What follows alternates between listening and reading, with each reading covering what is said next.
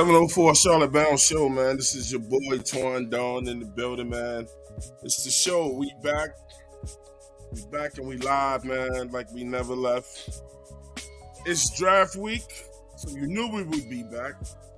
Here with a whole host of topics, man. We got a full house tonight, man. We're expecting to have a great show tonight, man. A lot of people gonna come through tonight, man. It's the 704 Charlotte Bound Show. What did you expect?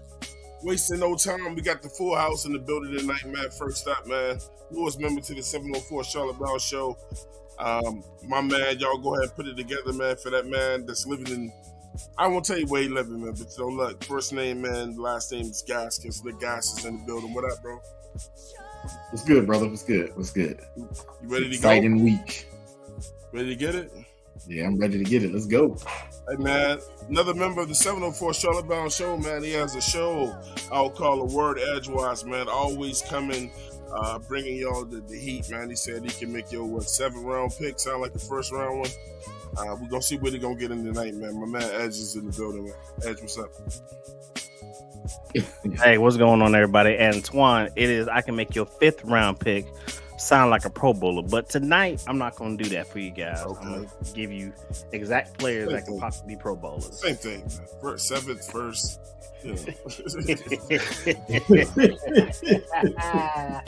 Let's get it. First lady of the show, man, in the building, man, right now, man. Coming up in here, I put her up against any dude that you know that can debate, man. She probably going to come out on top. You know what I'm saying? Try if you want to, man. I said what I said. It's Claire Aries in the building. Hey, yo. With the white girl entrance. I mean, hey, yo. That town and country entrance. I can make it worse, Twan. I can make it worse. Oh, don't do that. Don't do that. You want to complain? I'll make it worse. I hate to see what worse sound like, bro. Hey. Last up, man. Look, y'all know this dude, man. Look, man. Call him Ray P. Go by a lot of names. Pabonius 15, man. Look, man, when he's in his chill mode and ready to go, man, we just call him Yogi. We got Yogi in the building, man. Ray, what's up, bro? Yogi. What's good, y'all? Hey, man. Yeah, man. Yeah, man. I know that's right.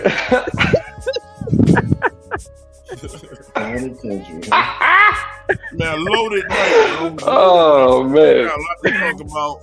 Man, y'all got to know I love y'all tonight, man. My Knicks is playing tonight, and I did a show tonight in the playoffs. Wait, who? Who? Oh, no. That's biblical. The New York people. The New York people. That's what he's talking about. The New York people. Who? Don't matter. Who? No, I'm just playing. Let's go next. Let's go next. He Let's just go doesn't next. wear hate well, does he, man? Let's go next. Hey, let's go next. He just Fucking don't wear bum the ass hate next. well. Oh shit, I forgot to hit the mute. Whenever it's on display, bro, he just don't have a team involved in anything at the time. Listen, I just got the invite to the haters' ball, so what can I say? I gotta keep it up. Yeah, man. JP said he's surprised by that. Hey, look, man. I ain't gonna lie, bro. When I had already committed to it, I was like, "We play tonight." Like, yeah, next match, like shit. Nah, I gotta keep on.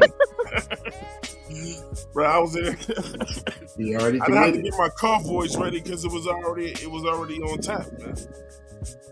Hey, look, man, we got a nice little dope little feature that's going on right now, man. So look, when we debate y'all, man, we're gonna have some clips of some games playing in the background. You know what I'm saying, as we go. You know what I'm saying? You never know. We might be in the city of Charlotte in the background as we speaking, man. Just riding up the road, man, on our way downtown. You know what I'm saying? It's familiar with that. But listen, we just gonna have the clips playing in the background. You know what I'm saying? Some of Bryce's greater moments left last year, man. Hopefully some more. Here we go. You know what I'm saying? Man, that's about to be a real short video. I was about to say the For few real, and far right? between. That's I thought you had got over this already. No, it's on Yo, the- Nick, it's on the- Nick. It's on a 17-second loop. Yeah. Oh my God! Here we go, man. Here we go. Listen, it's draft time, man. We gotta let it go. Yeah. That was last year's draft. It's draft time. I love how I highlight is Chuba scoring. Let him get one more. Let him get one more year. So Okay. look, Let him live tonight's for one show, more man, year. is called "Who Would the Carolina Panthers Take at 33 and 39 pick?" We're gonna go around the room and we're gonna all give our 33rd and 39th pick, man. Everybody's already familiar with the topic. We got a lot of things coming at you tonight. We're gonna talk about the pressers. Just a little bit. Of course, we're gonna do a real mock draft tonight, man. Of course, we the 704 show. We're gonna do a real mock draft tonight. You know. Look, Late night Edge is mock gonna get into draft. some stuff. Claire's gonna get into some stuff. And anything that comes about, man. Look, thank you guys for sharing your time with us tonight on the Monday night playoffs night. So look, let's get it going, man. Let's shout out the people in the chat real quick. We got Maul in the building. Jay Issue's in the building. Shout out to Jay Issue. Hit the like button on the way in, y'all. Hit the subscribe button. He said we on CP as always. I was on time.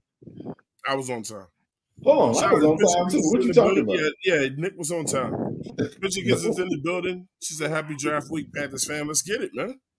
Let's get it, man." JP Shepard with the fist up, Nick. Gaslins is in there, man. Well, look, Bet the Roof is in the building. Said Matt Ryan officially retired today. Oh, well. Next. Hey, Ray, we do not care. Yeah. I'm just confused. Was that news or I was? I mean, it was news. No, It was it news. was news today. Okay, one more Claire, time. I'm gonna hit it with my go-to. Yawn. All right. Hold that one because I need you to do it again. Shout out to Bet the Roof. He said Denver picked up Zach Wilson today. We definitely don't care. We do not. Okay, here we go again. Bet the Roof said Hornets interviewing JJ Redick.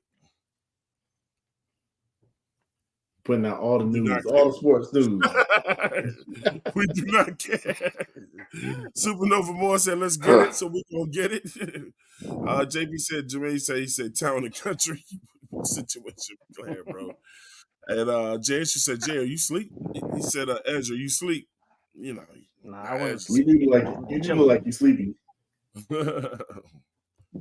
Nah, he up. I've been up, baby. Oh, here we go with this physical attributes again, man. Y'all let that shit go, man. Let that man live 1 year. Look, Panther Pickle. Too, man.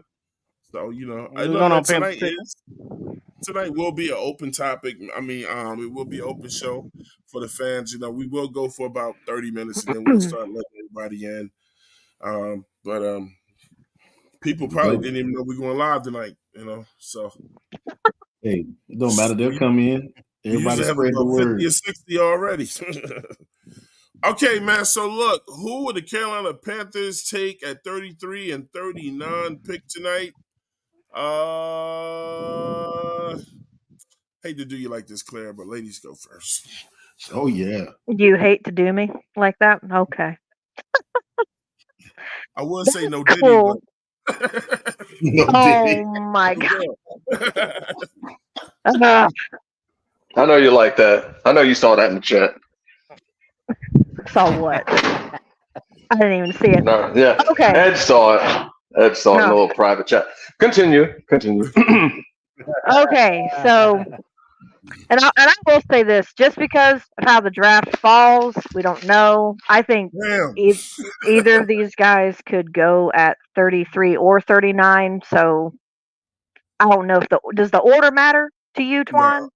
Even though it could be we okay. just. I was gonna say that if I'm gonna throw my 2 cents, I was gonna go by like who would actually, or realistically, I feel like we'll use that word, be there at that pick. Does that make And sense? that's what I'm. I feel like that's what doing I feel like too. that's what you're asking. So like, yeah, I tried to go as realistic as possible. Well, no, I'm saying that because they're so close together, get the picks. There could be a chance that either person or player that we have there could fall to 39. I don't know if Depending on the name, yeah. Depending on the name, absolutely. So, Yeah. so I'll just give the two names. I'll just tell you who they are. As far as where they get picked, where they could get picked, I think it could be either or. There's going to be a massive run, I feel like, on wide receivers, but it could also be because there is so much talent there that guys could fall. So we'll see. I kind of gave away what position for one of them. Anyway, so I spent a lot of time wavering over the wide receiver position, center position, linebacker position, cornerback position, so on and so forth. I'm going to start with probably the pick that is not going to, it may cause controversy, but Peyton Wilson is someone who I think it'll probably be at the 39th pick unless we just really feel like we need to grab him at 33. Peyton Wilson I've seen rise up on draft boards. I've also seen him fall into the later part of the second round. I haven't seen him go all the way to the third, but he's slated to go about pick 42 as an average from what I'm seeing. And picking him at 39 to me would make sense. It could be 33. Why I like Peyton Wilson, I would love to sit here and say, oh, it's because he idolizes Luke Kuechly. Of course, we all know who Luke Kuechly is. We all love him. But the biggest thing for me, his 2023 stats are remarkable. If anyone has watched any tape on him, his stats and the tape, it's one of those situations where the tape and the stats actually match very well. 138 tackles, 17 and a half tackles for loss, 6 sacks, 3 interceptions. For him to be a multi-role inner linebacker kind of role in a position where we've got Josie Jewell, who's projected to be the starter in the middle with Shaq Thompson, both of which are getting to that age where I'm not saying that they're not in their prime, but they're probably more or less hitting the end of it. Every guy's built different, though. Shaq could sit here and do amazing things well into his 30s, same with Josie Jewell. But just to have some youth at that position where I think it could be lacking, to get a guy like Peyton Wilson who could fall to our laps at 39, given what he has measurable wise. I think he's 6'3", 6'4", about 230 something pounds. I think he would be a great prospect at 39. His tackling percentage is about a 92. Pass rush is 76. We wouldn't be really drafting him for that purpose, but his run defense is in the mid to high 80s and his coverage is almost at 90. That's something that we definitely could use. And getting that in the value of one of those picks in the second round, I think, would speak volumes. And bringing competition, which seems to be what Dan Morgan and Dave Canales want to do at all positions. We'll talk about that later, but primarily speaking, Peyton Wilson there. At 33, or this could also be a 39 pick, but we'll just say 33 for the sake that I said Peyton Wilson would fall at 39. This was tough. I wavered between two guys. Depending on what free mock draft simulator you're using, both of them will be there likely. at 33. I've seen one of them go in the first round. The other one I've seen fall to the third. So I don't know really. I think it just depends on what mock draft simulator you're using. But the biggest thing is getting that X receiver position filled. A lot of people say that could be Jonathan Mingo's role. I'm not seeing that right now as the idea or the direction that they want to be going. I would love to throw up a tie here and say Keon Coleman and Xavier Leggett could fill that role at 33. We've all heard some of the news about Xavier Leggett recently. And just to kind of, I guess, go against the grain of what I feel like a few people on this podcast are going to say, um, I could see us drafting truly and realistically Xavier Leggett at 33. I still think that that could be projected, to be too high to take him. However, looking at his tape again, having to go back and watch tape, looking at his grades for his hands, which is 89%. In the short receiving routes, he scores 89% to almost 90, intermediate 94, which is good considering we've all talked about how Bryce Young seems to have an issue getting the ball down the field. We've all talked about, I know Flame for Jesus, who is a prominent fan of this show, has brought up the consistent stat of while at Bama, and this was also evident at Carolina last year, that any throws he made over 20 yards yielded a completion percentage of like I think it was like 31 something percent, like that, which tells me he, even when he had the receiving core that he had at Alabama, he struggled getting the ball downfield. Not saying that the receivers couldn't have been a factor, but he still struggled. What that tells me is getting a guy who's going to be a big target, who's going to also have, great effort and great productivity at the short and intermediate receiving route areas is going to be ideal for a quarterback like Bryce Young. And both on tape and in his grading, he scores high. Deep threat wise, he does also have a high score of 92. So he could be a deep threat option if that becomes available. And if Bryce Young ends up not being able to get coached to get that ball down the field, that means that in spite of Bryce Young, if 1 or 2 years down the road we have a quarterback who can get the ball down the field, he has a big target who can also be a threat there as well. Leggett, ended his senior year. I think he was a senior. 71 receptions last year in 2023, 7 touchdowns, and 1,200 plus receiving yards. I mean, that means he's a guy that's catching everything thrown at him. I think he would be a great prospect to have. Might be high to draft him at 33, but he is a hometown prospect. The Panthers seem to really like him. And to me, it makes sense if the fit is there and if he really wants to come here, which at this point, given our organization's history, getting guys to want to come here is a big deal. That's the most ties I've seen to him. Keon Coleman it was hard to pick between the two of them. He's another big body prospect that I also like, but just what I've seen, the fit that they're going for, guys that are Panther fit, it seems to be Xavier Leggett fits that model really well, both on tape, in his scores, in his RAS score, in all of his receiving yards, being in the short and intermediate, area for productivity, which fits Bryce Young better, seems to be a better fit. Those are my 2 picks: is Peyton Wilson and Xavier Leggett. Outstanding. I think she definitely made a case. She made a case for that. I'm only gonna go next because I think mine is going to be very similar to Nick's. You know what I'm saying? Oh, you about to come with some bullshit. Let's go see. Yeah. No, I'm not. I mean, I did a lot of thinking. You know what I'm saying? When I did a lot of mock drafts, you know what I'm saying? I'm always serious when I do mock drafts. I don't really kind of play around with that. But for the sake of building the team, you know what I'm saying, and getting the team right, I'm always thinking about improving the team. Not trying to do something for Bryce Young. I like when those guys when they were in the presser, and I think it was Dan Morgan or somebody said, "Look, we're not just doing what we're doing for this team for Bryce Young. We're doing it for the team," and that was refreshing for a lot of us to hear. I've been one to constantly say, you know what I'm saying, that we need weapons at wide receiver. I think we got the guy from Pittsburgh, and your boy's going to be leaving soon, man. So to be completely honest with you, and somebody's going to be like, Twan, like, aren't you kind of overdoing it? No, because I think this has been a real issue with the Carolinas. Is that, look, man? The way I see it, uh, uh, what's my man name that we just got from Minnesota? Adam Thielen. Wide receiver. Thielen. The way I see it, Thielen's not going to be here. I mean, I think he got another year with us. But we need Thielen around to get some guys ready. You know what I'm saying? And then he'll probably seek to go to a team that's a contender or something like that after that. I know we're not going to resign him. You know what I'm saying? And just trying to listen to what Morgan and Canales has been saying or whatever and trying to take something out of what they've been saying, although I haven't taken much. My mind still haven't changed with me double dipping, man. You know what I'm saying? Go for it. Keon Coleman is still driving up. I told y'all he was gonna move up. I mean, most drafts of lately, he's in the first round now. Yeah. You know, I mean, the closer you get to the draft, I told y'all, the more these things change around.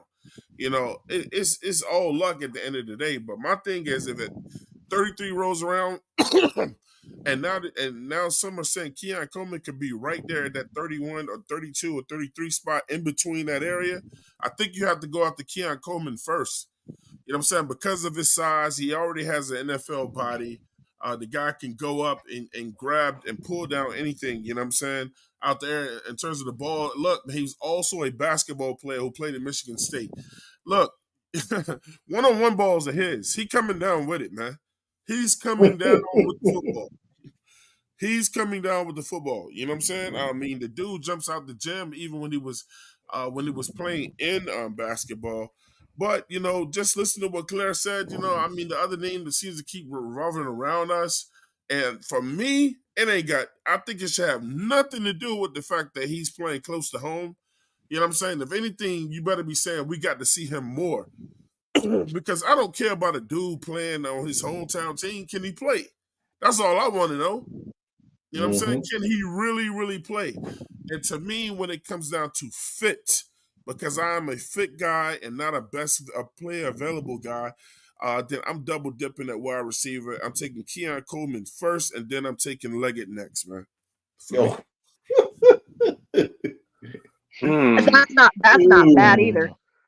Okay. Hey, I wouldn't be mad at it. I wouldn't either. Nope. All right, so like let me ask this. Did anyone else double dip? No, I did not. No. All right, well then I'm gonna go next. I'm going to go next if Twan is done and if y'all don't mind. Yeah, I'm done. Yeah, go ahead. All right. So if I may have the floor for just a moment. Yeah, he about to come with this bullshit. Here we go. Here I come. Here I was gonna say I'm back on my bullshit, Nick. No. Everybody's decision is everybody's decision. So No. No. Oh, Nick, we're just messing around. We're just building the anxiety in the room. All right, so like I said, I want to go because I mean I basically did the same thing as Twan as well, with which I'll throw in my honorable mention because I had things might happen. I just didn't know if it'd be Twan, but surprise, it's got from FSU. So you know. But I like the guy. All bullshit aside, I like Coleman because Coleman is one of my two. So, granted, I'll go backwards then. Keon Coleman, somebody I feel like. I was not expecting. No, I'm dead serious. Like, at the end of the day, I don't care where you came from. 6'4", 216, 20 years old. I mean, he'll be 21 when the season starts. But you're 20 years old. You're 6'4", 216 pounds. That's NFL ready body right now.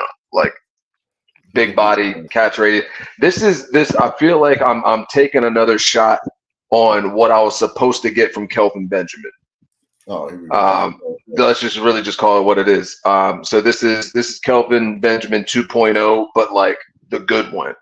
No, this is way faster than Kelvin Benjamin. But the good one. So everything that we expected and wanted out of Kelvin, you know, the big guy, he had a big body, the catch radius was out of control. You know, the whole jump off, 50-50 ball, and of course like the red zone threat. Like those are all things I like out of Coleman. But again, just, you know, especially watching games with Twan and just hearing Twan kind of, you know, constructively criticize his team while we're watching this is one of the first things that came out of Twan's mouth when it comes to Coleman is the inconsistent hands. So like, yes, but I think that's something that could be fixed. I think that's something that could be taught.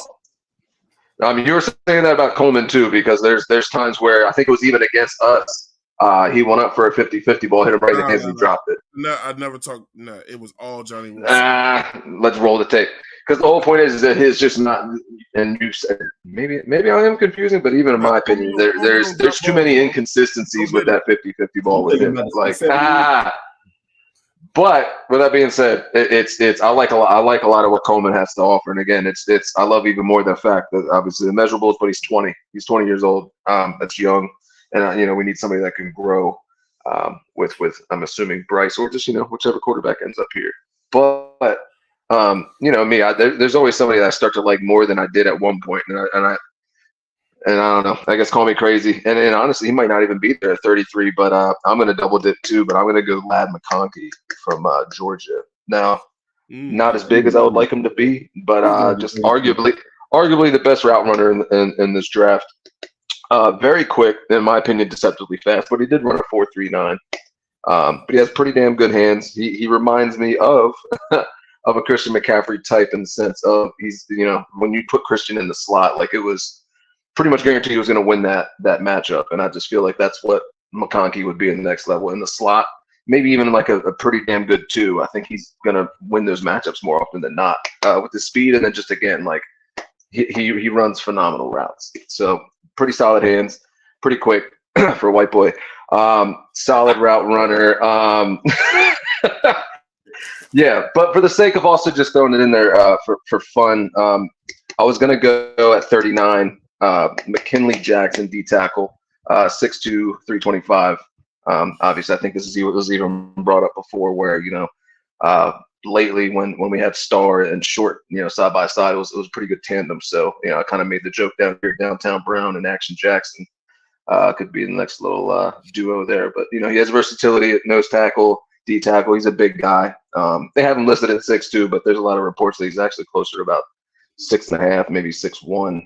But that's a space eater. I'm looking at 325, a big boy. Like that's something that we could definitely use in this hybrid defense. And again, just something to run with Brown in the middle. So I basically my main 2 picks. I double dipped at receiver and went McConkey and Coleman 33, 39 respectively.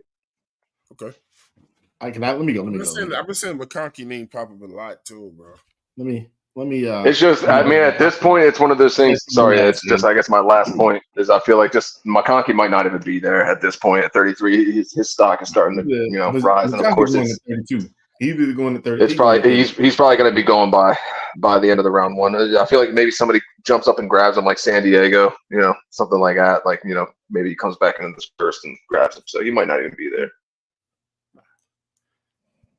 Whoever's next. All right. Let me get this out the way. So, I can't even really. I actually thought y'all was gonna come with some other bullshit. So I'll be honest with y'all. I can get down with each of y'all's picks. I can't hate on double dipping on wide receiver. That could end up in a good thing for us. A lot of y'all say that Bryce has a noodle arm, so you give him some targets. There we go. But anyways, I think that Twan is gonna like my picks. Twan is probably gonna love my picks. So I couldn't. It was like Claire said, it's a toss up between Keenan Coleman and Leggett. Really, the only flaw in Leggett is this 1 year was the year when he went off. So that is why I went with Coleman. This is Coleman. Coleman is a big body wide receiver. I think it'd be a good thing for all of y'all who say that Bryce can't throw the ball down the field. Coleman is the type of person who gets hit, and he's not going down with the first person who hits him. He is not going to go down. It's going to take 2 to get him down, 2 to 3 to get him down. So I think he's going to be a good yak guy. I think it'll be a good pick. I think it'll be an awesome pick. Just like they said, not really a lot of flaws on that. Now, but for 39, I'm gonna tell you this right now. I am all about building from the trenches. That's how you win football games. I don't care what nobody says. You do not win the football game if your O-line and your D-line sucks. Well, tell me you go center. No, I'm not going center, man. He's gonna go Braden Fisk, isn't he? I am gonna go Braden Fisk because let me tell you why. I'm gonna tell you why. Braden Fisk is a freaking animal, dude. The dude is extremely fast, and you put him next to Derek Brown, we are going to at least we're going to stop the run. One, we're going to stop the run because one, he's going to get up the field every opportunity he gets a chance to. You can play this man on the inside. You can play him on the outside. You can do a lot of the things that you couldn't do last year with this man, and he's going to help. He's going to help Derek Brown. At the end of the day, if we can't stop the run, if we can't get to anybody's quarterback, what the hell are we going to do? We're going to still be doing these same things over and over and over again, losing games by 1 and 2 points because we can't stop nobody from scoring. And if we can score, that's if we can score. But I'm not opposed to any of y'all's picks. I think Peyton Wilson was a good pick too. I mean, everybody be crying about the linebackers. So, but we're definitely going to need a good defensive line and a good offensive line. So I'm going to go there. And last but not least, let's go Edge. Let's do it. Edge, you gonna come with the bullshit? One of y'all got to come with the bullshit. Nah, I ain't gonna come with the bullshit. But Nick, I do got one thing to ask you though. With Braden Fisk and everything, let's say the defense does well and everything. Record-wise, probably not that good, but the defense does well. But it does well enough for Evero to get a head coaching job somewhere else. Can you see Braden Fisk transitioning from a 3-4 to a 4-3? If yes, I can. That's only if Evero leaves because he got a head coaching job. Hold on. But wait, doesn't FSU play in a 4-3? I'm just asking. Doesn't FSU play in a 4-3 already?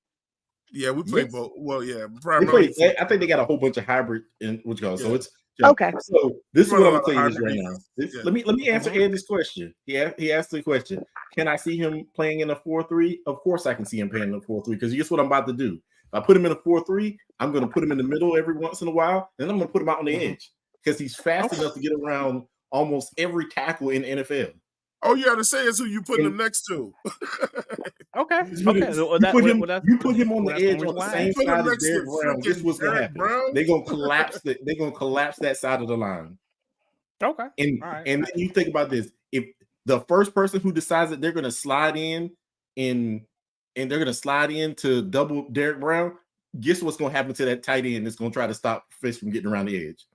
You're gonna get pushed over. He'll get thrown around like he's a little kid, and it's gonna say bye-bye to the quarterback. Okay. I mean that's the main reason why I asked. And so since you guys came to me and I'm the last one, so going off of what the pressers said with Dan Morgan and Dave Canales, talk about they want dogs. They're building this team not for Bryce. They're building this team for the future and everything. And they want people to come in here that want to be here, competition wise. They want to bring people in here. It ain't no, I'm just gonna lay back and everything. When you hear somebody coming in, it's like, oh, this guy can take my spot at any point in time. I need to shape up. Step my game up. Well, Nick, I'm gonna go where the same spot where you go, but I'm gonna go opposite with that. You talk about defensive line, I'm talking about offensive line, and right now, the main person I can see right now that we can possibly get is JPJ.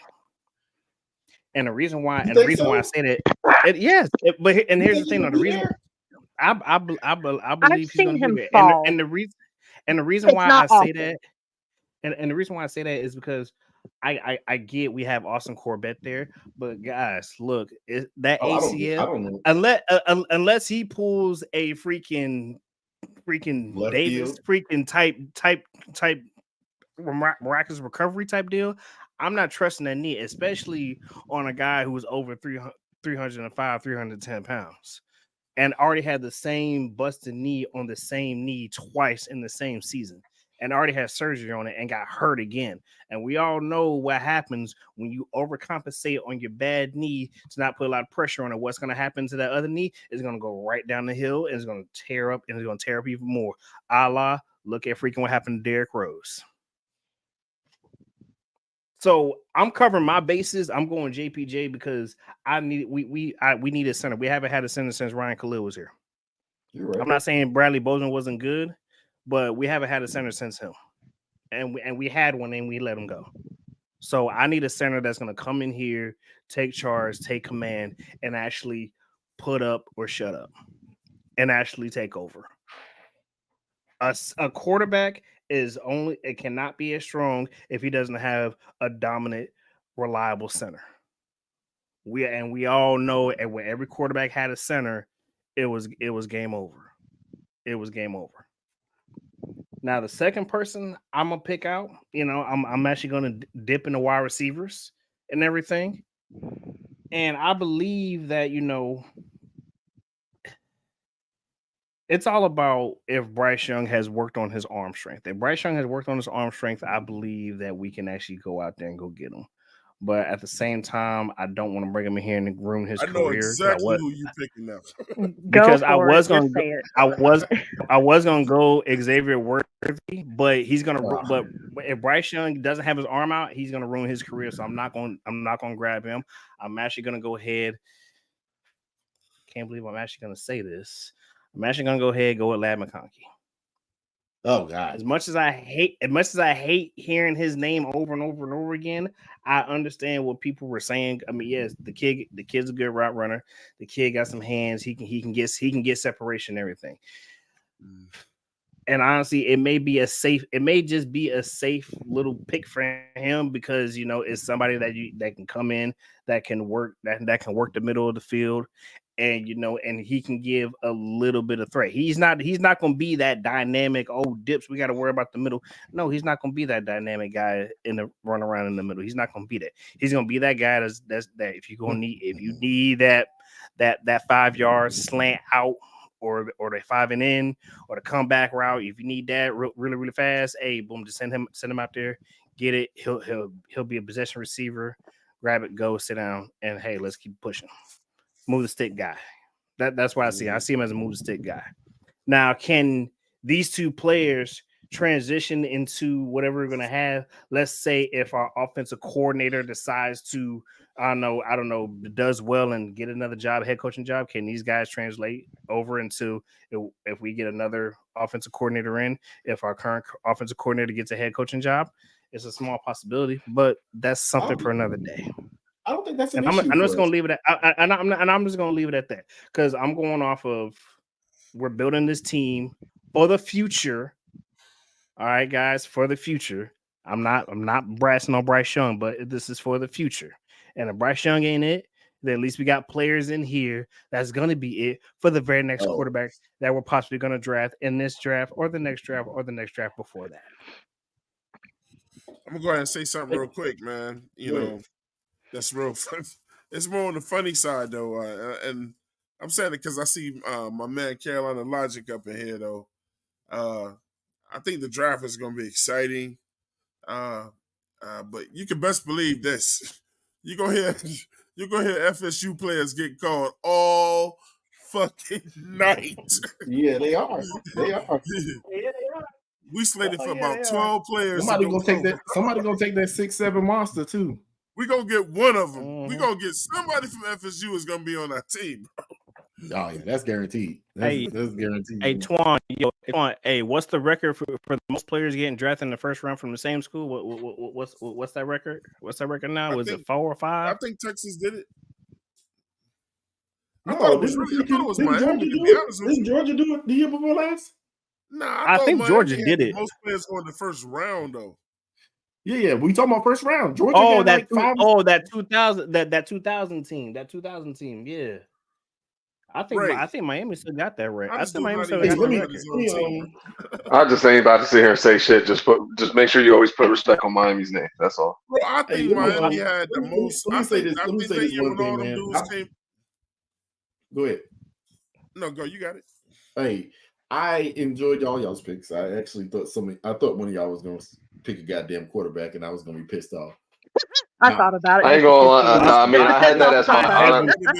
So here you go, yo, Nick. No, it's fun. No, Nick, dead ass. It's funny you say that because down here on my honorable mention, just in case, for shits and giggles, I did have, Michael Penix at 39. Michael Penix ain't 39. Be there at 39.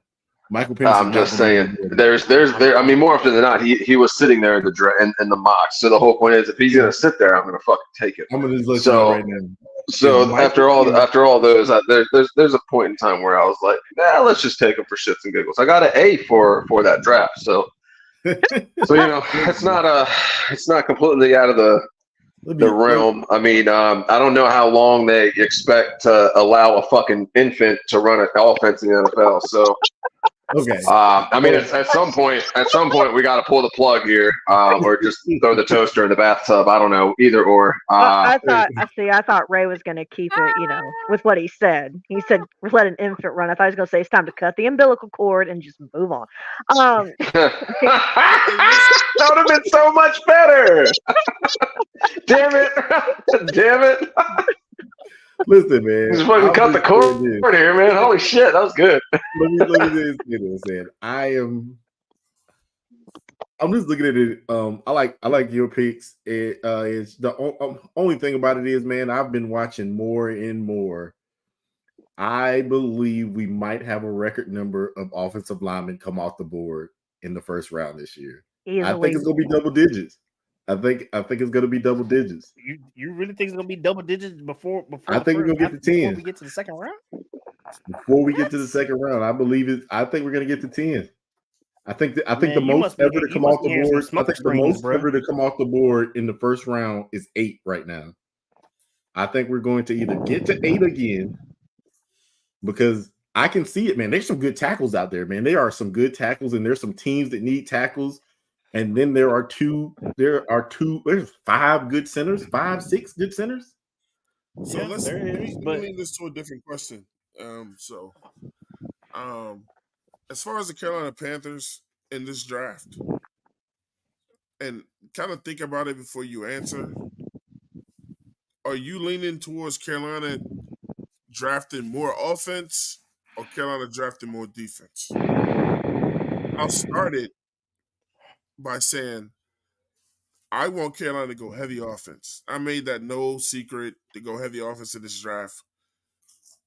2 reasons. Because there's so many offensive weapons in this draft that are not going to be in the next draft. And I think we need to strongly, strongly build up that offense to put points on the board. Number 2, Bryce got this coming up year and this coming up year only. I mean, to be totally honest with you, I hope the boy does well. Yeah. Because we don't have to go looking for another quarterback. I hope he does extremely well. All jokes aside, yeah. You know what I'm saying? Mm-hmm. But if we go out and get what we need to get and he can't play with that, I won't even joke about it. It's just his time to go. I mean, that's without undoubtedly said. Number 3, I don't think we should go heavy defense because Evero's not going to be here for like that much longer, bro. You think Evero gonna go out here and draft up a ton of great defensive players, and then let's say he sticks around more than 1 or 2 years? That man gonna be trying to convince some of them guys to come where he is. You know what I'm saying, or whatever. Look, man, I think you got to play this like chess, man. I might give Evero 1 pick, and that would be at that defensive tackle pick. You're gonna get a DT or a corner for me. Yep. You know what I'm saying? A DT or a corner. But I think you can get both. I think with the picks we have, I think you can get both. His other picks are coming from people that didn't get picked up in the draft. Because he can read the league, man. That man is vying for a head coaching job, bro. Yeah. Why would I get all these dope pieces for a team I'm getting ready to leave? Yeah, that's true. Hey, and well, also, let me comment on that one. Let me comment on what you got to say. Yeah. So I agree with you. I do not think that we should need to go heavy defense. But I'm gonna flip the script on you. Evero is known for doing more with less. Hey, so it's somewhere else though. So at the end of the day, I think that he'll be okay. Just like you said, him being okay might result in him getting a job somewhere else. So you got to be okay with that. So I don't think that we need to blow the budget on defensive players. I think it'll be a good look just to get maybe one, and then maybe just like you said, pick up a cornerback out on the undrafted free agent market. I do still think that the door is open for Stephon Gilmore to come back. It looks like, and I don't think he has that much like people looking at him right now, because at the end of the day, I think everybody's going to say they're going to see what they can get from the draft, and then I think he'll get his opportunity to get on the team right after the draft is over with. I think he's really looking at maybe staying home. So, but either way, I think that, like you said, we need to put pieces on that offense, and we need to put weapons on that offense so that we can really see what if Bryce can either cut it. If he can't, then we need to address that next year. And if he can, that's more power to us. Yep. But Nick, Nick, yeah. I'm here to tell you first. He can. Oh my God. We don't know. We don't know, man. You gotta give. Listen. I get what y'all saying. I get all of y'all's. I get all y'all's like feelings and stuff like that. But man, Claire, looks like shit, smells like shit, tastes like shit. No. Hey, guys, look. It looks like shit. It damn near just might be shit, Claire. It just might. It just might. We gotta get a dude a fair shot this time, man. Yeah, come on, man. You over here with the daggone coaching staff that's all by all jokes aside, what did I tell everybody here when this draft was going on last year and everything fell the way it fell? The two of these men are going to be compared to each other for their entire careers. And last time I checked, we're like 0-2 already, in the sense that he had the better rookie year, and he was rookie of the year. The gentleman over there in Houston. So we're already behind and looking like idiots and looking like we made the wrong pick. So forgive me for looking at exactly what it is at face value, Nick. Like, I feel like all jokes aside, all ha-has aside, I'm looking at it for just the black and white person I typically am. I'm looking at it just like that. I'm looking at it as simple as black and white, Nick. Like on paper, shout out. We're looking like fucking idiots right now. I want to see it last year. How good are the idiots right now? But we can't do nothing about that now. I know we can't do nothing about that. But you are what your record says you are, though. You are what your tape says you are. That was some very rough tape, Nick. You can't deny that. That was some incredibly rough looking tape last year. Ray, why are you saying we're looking like idiots? We look like idiots because it was there for the taking. And I feel like, again, unanimously, and again, Nick, I think you were at least around in the chat. No. Unanimously, we all wanted the other guy. But go ahead. I'm sorry. What? Oh, y'all talking about the quarterback? Okay.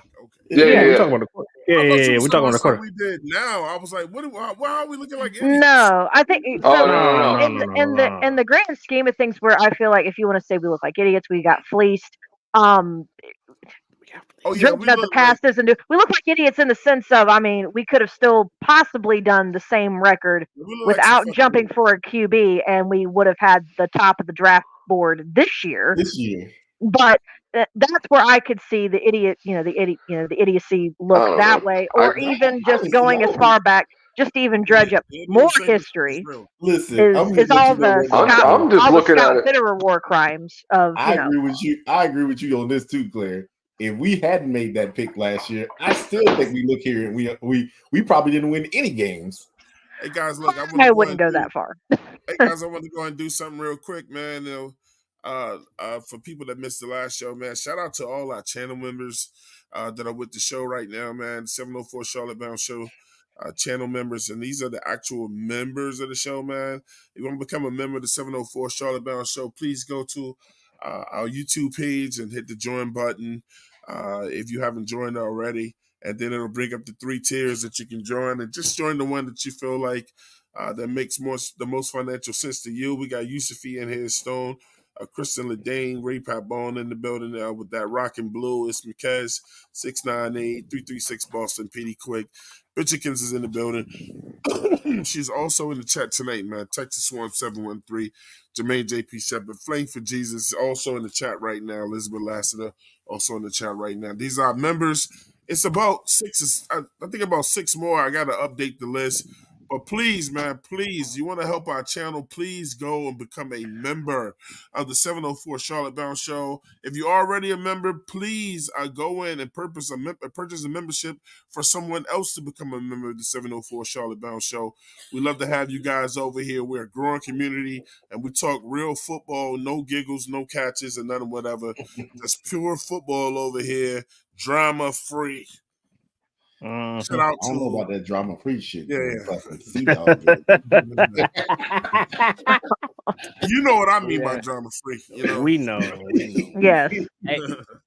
Hey, but Twan, but to bounce off to that about what you were I saying. so badly want to be like, no, I don't know what you mean. Why don't you tell me? I'm sorry. I'm not trying to stir. I'm not stirring the pot. I'm not stirring the pot. Here we go. Damn right, you want to stir the pot? No. Hey, but Twan, but what you were saying about with Evero, may have get like 1 or 2 picks to get a head coaching job and everything like that. Did you know that if and that's a huge word, if Evero does get a head coaching job from here and gets a head coaching job, that for next year's draft we can get a compensatory pick as well. Yeah, I know. Possibly 2. So with that being said,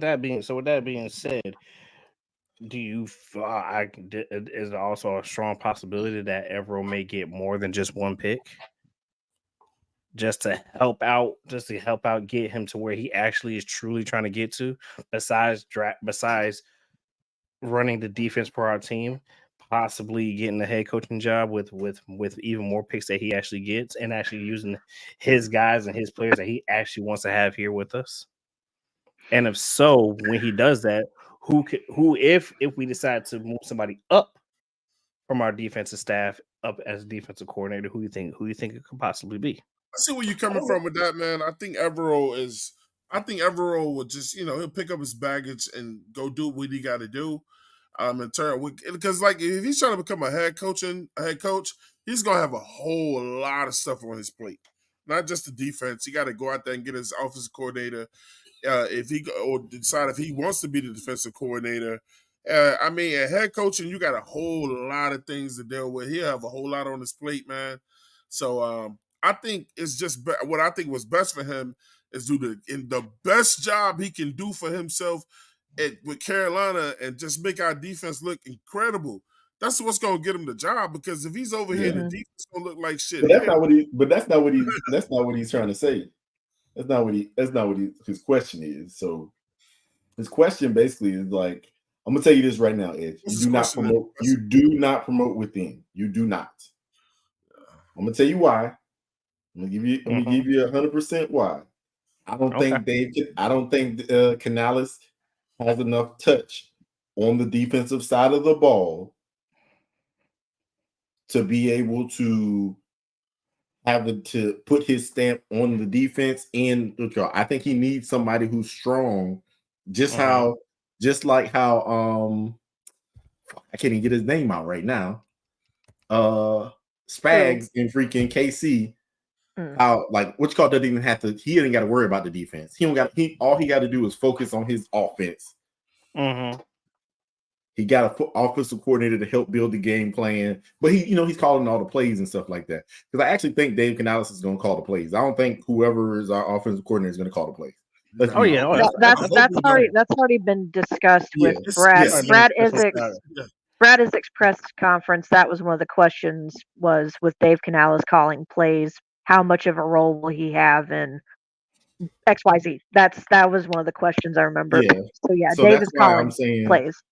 I don't think you can promote a defensive coordinator from within. I don't really think it's a bad thing to switch back and forth between defenses. Like you said, because a lot of people, not too many people play the 3-4.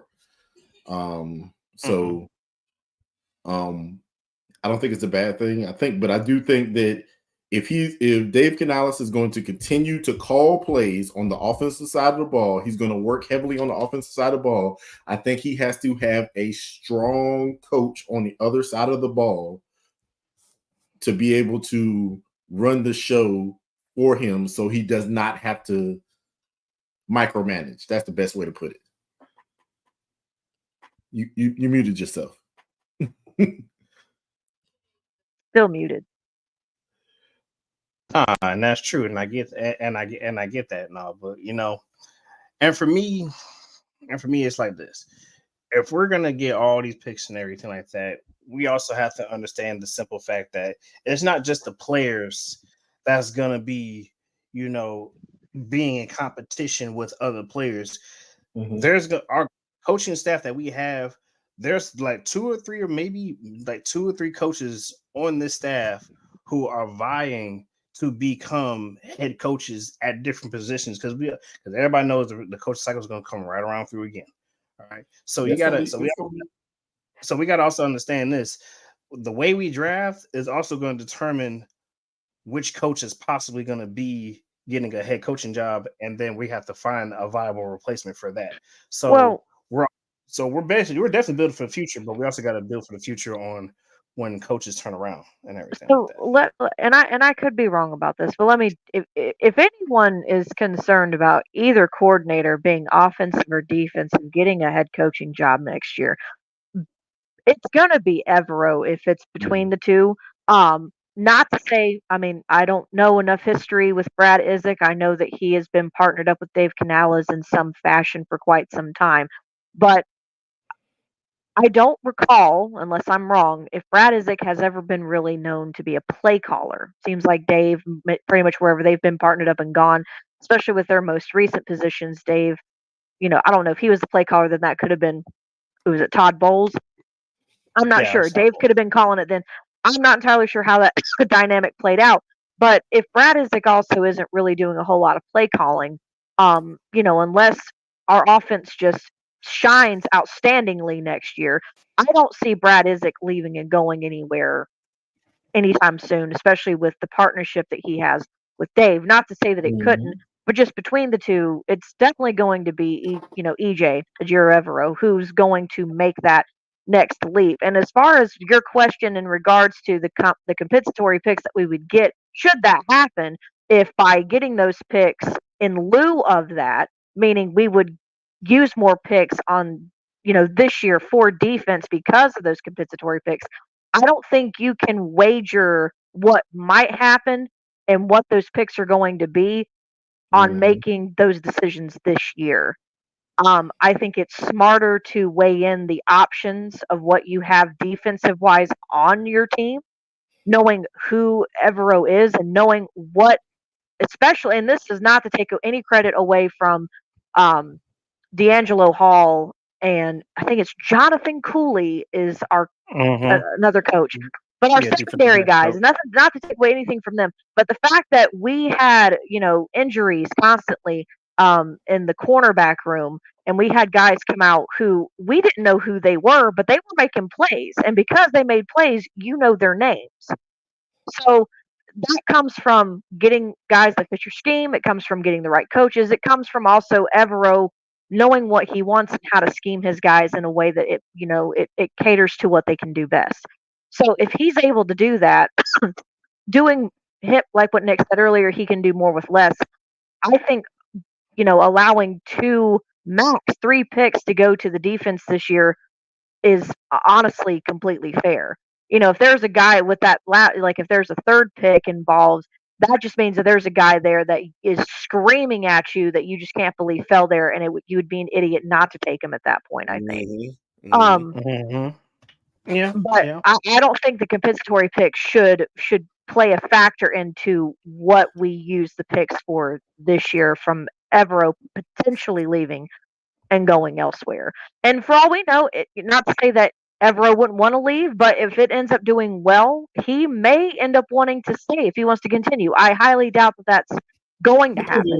But if he really wants to stay, then because of what's being done here, and it's being handled the right way, And if he likes the building, likes the guys, likes the chemistry, likes where things are going, and he feels that he wants to be part of something that could be taken to the next level, and without him, it may not be allowable, then I could see him staying. It just depends on the calls he gets, what the defense looks like, and ultimately whatever it wants. But those compensatory picks should not weigh into anything this year. So I'm gonna say this too. With because Claire made a great point. He might want to stay because depending on what teams are going to be on the coaching carousel this year. Mm-hmm. Yeah, that's true. There was a lot of teams that got head coaching positions filled this year. Yeah, a lot. Next year, I don't think Everett will leave it next year. Next year, the teams could be the Cowboys. I don't think he's going to get the Cowboys. I don't think. Sorry. I don't even know if I mean, I could see him wanting to be a coach for the Cowboys, but I don't see Jerry Jones picking him. I see Jerry Jones picking an older coach that's already been a coach because I mean that's his MO. I see Jerry Jones calling Bill Belichick next. I do too. I'm sorry. I didn't want to put it out there. I don't want to bring no race into this, but Jerry Jones ain't never picked up a black coach, head coach. Nope. It's not. Put this one. It's not race related or racist, even if it's true. Yeah. I mean, he's done it his whole life. Yeah, that's true. So I mean, in other teams like that, other teams that are going to be out there, man, I don't. So, I mean, there's a chance that the Jets are going to be out there. I don't know if anybody wants that job. No, because you got to think about it. I think people, because at this point right now, if the coach from the Jets gets fired, it's because they did horrible with Aaron Rodgers on the team.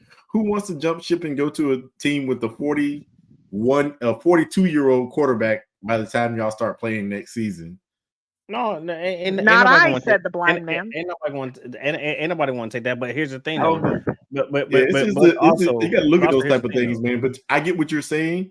But just like Claire said, I don't think we should bet ourselves on a pick that we might be able to get because he does great and he gets a job.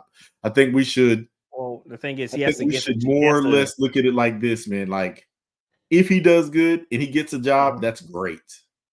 Mm-hmm. But at the end of the day, I'm looking for this. I'm not looking for 100% complete turnaround of the team. I'm looking for growth. That's all I'm looking for, really. I mean, if we get growth and your boy still sucks, because I know that Ray's gonna say it anyways. Then Then next year we can look at probably getting a quarterback, and then we're good to go. Well, I ain't gonna say we're good to go because we could fuck that up too. But anyways, I was about to say, unless there's some prospect that does well and shoots up the board next year, there's not really, to me, from what I've looked at for the 2025 draft class, just specifically QBs. I'm not intrigued yet. Listen, I'm gonna just let y'all know right now. I am going to be 100% honest. I think people are about to. I think that the Broncos were preparing themselves if they don't get a quarterback, but I think the Broncos are also obviously showing their hand right now. I think the Broncos are going to overdraft one of these quarterbacks. I mean, yeah. I think that they're going to overdraft one of these quarterbacks. And I'm going to tell you right now, if all of these people, all these mock drafts that I've seen lately with Penix fall into the second round, I think they're lying. I think they're 100% lying, man. To be honest, I saw JJ three teams. There are three teams who I could easily see overdraft, and that, I mean, it's the Broncos, the Minnesota Vikings, and the Vikings the Las Vegas Raiders. The Vikings are going to trade up to 4, I believe. They're going to take JJ McCarthy. You really think that's going to happen? You really think they're going to trade up to 4? I believe they're going to trade up to 4, and they're going to take JJ McCarthy. I think we're just waiting. But knowing that the Giants also need a quarterback as well, do you think the Giants really trust Danny Dimes? Okay, wait. They don't got the ammo though. But here's the thing. I could easily see, not that we care about what the Giants are going to do, but the Giants, I could see them using a second or third round pick to go get a Spencer Rattler or somebody else But yeah, could be in but I potential think that these competition. They're not going to waste. You mean to tell me if Marvin Harrison falls to their lap, if they do if that trade does happen, that there's going to be like, yeah, no, we'd rather take a quarterback. yeah, That oh won't no. happen. I'm gonna I say this mean, right now. I'm gonna tell you right now. I see quarterbacks going 1, 2, 3, and 4. I could Hands too. down at this point. Yep. I'm letting you know right now trading with Arizona, not with I forgot. Arizona. Yes. Yeah. With Arizona and moving to 4. And I believe, so what's gonna happen is I think we're gonna see 4 quarterbacks go off in the top 10. Then we're gonna see 3 wide receivers, and then Joe Alt, and then Bauer, and I don't know who's going to be the 10th person. I'm tied up between who's going to be the 10th person, but at the end of the day, It's probably going to be that lineman from Oklahoma. Could be that. I can clearly see that there is a higher possibility there's going to be 4 quarterbacks going in the first 4 picks, and then what's going to happen is exactly what Claire just said. Teams like freaking the Raiders, the Vikings would have already okay, that's right, but it's going to be the Broncos. The Broncos, teams like that. So there's a possibility that Bo Nix is gone. There's a possibility that, I think that freaking I think for sure Penix is going in the first round. Are we seriously talking about quarterbacks? You know what? Honestly, Nick, what's going to happen is remember, Nick, do you remember what happened? You remember what happened with Lamar Jackson, right? Yeah. Yes. Yeah. I feel like that's what Nick is basically getting to. Penix is going to be available around 32, and someone's going to trade up and go. Or, hey, maybe we'll be crazy enough to let somebody come up to 33 and take him, and we'll get a nice little haul. Shit. Okay. Shit. Hey, okay. I'll be good with that. All right. Listen, So Ray, as long as we don't fall too far. All right, Ray. So what team do you see? Let's just talk about that then. What team do you see about the draft, man? that can possibly trade up with us to get a quarterback for 33?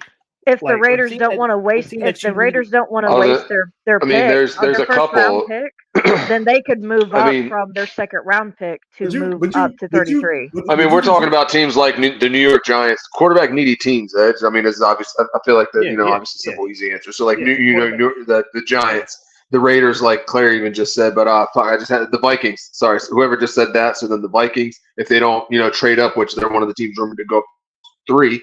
And then even the Patriots could maybe not really like Drake May and things like that, trade out of that 3 spot, and then again go after Penix late. Hell, even maybe look at us at 33. You know what I'm saying? Like it's just I say this shit every year, Twan.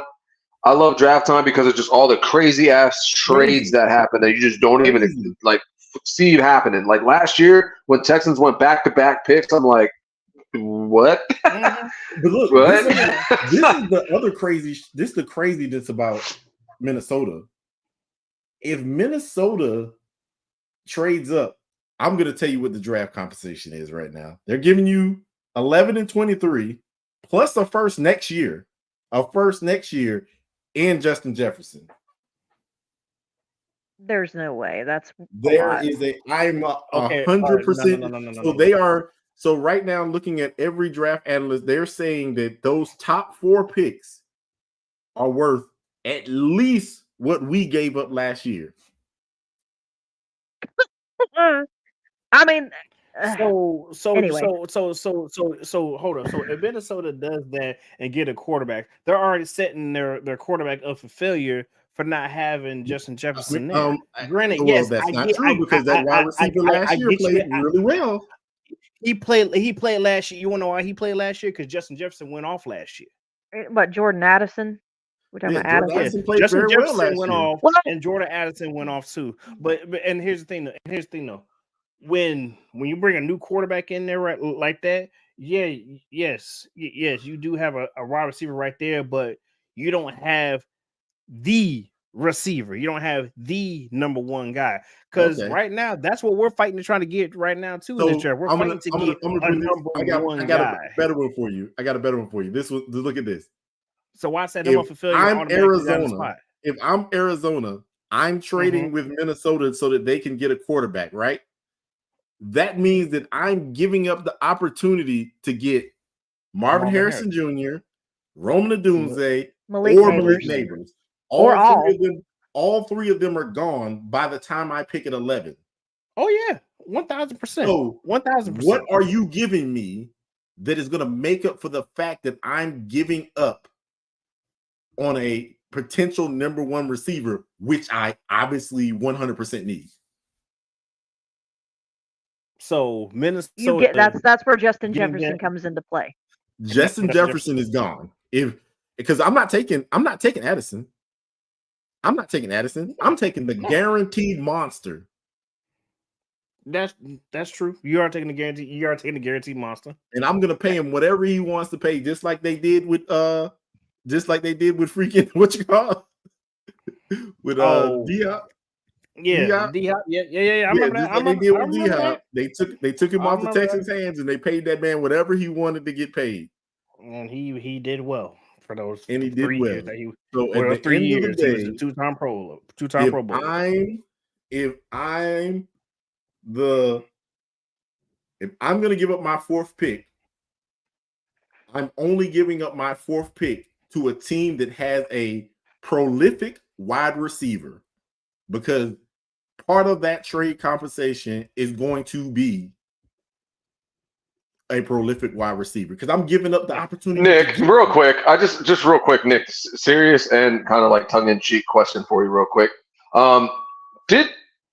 Do you consider DJ Moore an elite receiver?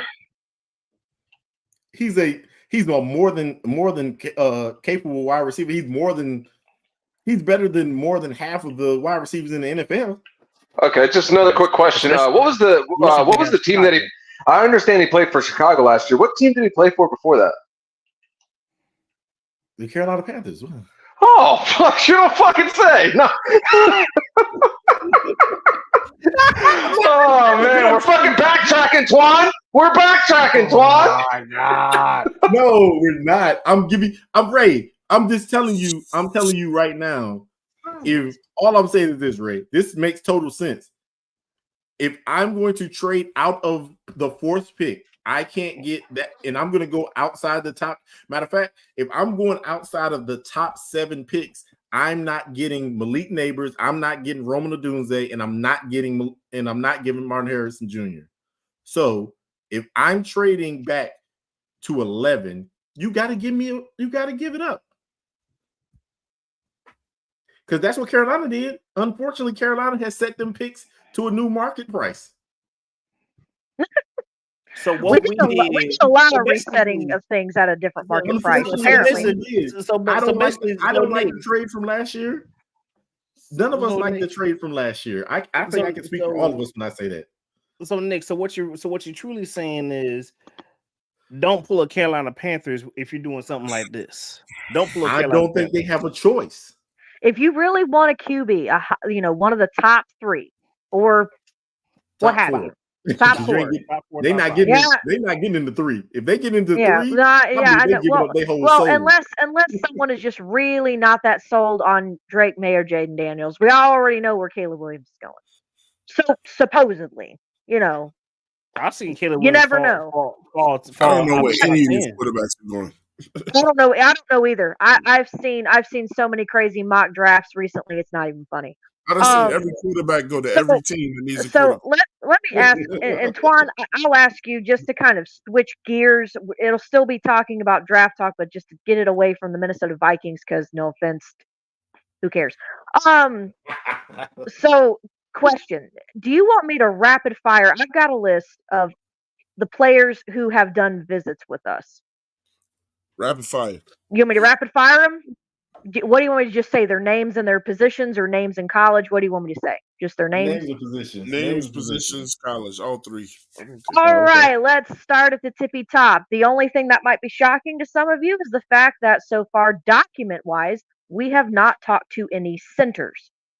Anyway, all right, moving on. So Trey Benson, running back, FSU. Austin Booker, edge rusher, Kansas. Jonathan Brooks, running back, Texas. Brandon Coleman, offensive tackle, TCU. Edgerrin Cooper, linebacker, Texas A&M. Malachi Corley, wide receiver, Western Kentucky. Braden Fisk, defensive tackle, edge rusher, FSU.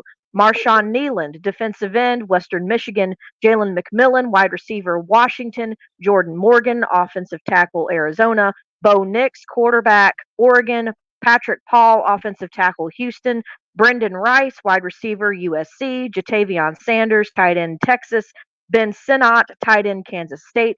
Anaya Smith, wide receiver, Texas A&M. Mason Smith, defensive tackle, LSU. Brian Thomas Jr., wide receiver, LSU. Devontae Walker, wide receiver, North Carolina. Peyton Wilson, linebacker, NC State. Anthony Bradford, guard, LSU. Keon Coleman, wide receiver, FSU. Troy Franklin, wide receiver, Oregon. Delmar Glaze, offensive tackle, Maryland. Christian Haynes, offensive guard, UConn. Xavier Leggette, wide receiver, South Carolina. Lat McConkey, wide receiver, University of Georgia. John Rhys Plumlee, quarterback, UCF, excuse me, not UFC. That was something completely different. UCF. Malik Washington, wide receiver, Virginia. Jared Wiley, tight end, TCU. JD Bertrand, linebacker, Notre Dame. Andre Carter, edge rusher, Kansas. Jaden Crumedy? Anyway, offensive Crumley. tackle is, I don't think it's Crumley. But anyway, offensive tackle, Mississippi State. Mark Perry, safety, TCU. Xavier Thomas, edge rusher, Clemson. Braden Trice, edge rusher, Washington. Nate Wiggins, cornerback, Clemson. Xavier Worthy, wide receiver, Texas. Kalen Carson, cornerback, Wake Forest. And finally, I'm going to screw up his name. I do it every time. Rook Orohoro, defensive tackle, Clemson. There's your boys. That's who they've met in some way, shape, or form, be it a top 30 visit, at a pro day, the combine, you name it. These are guys that have officially met with our coaches and our personnel people to have a visit over a dinner. Some kind of visit is what they had. Those are your guys. So I want to say this too, because this brings in a good segue to me for that too, Claire.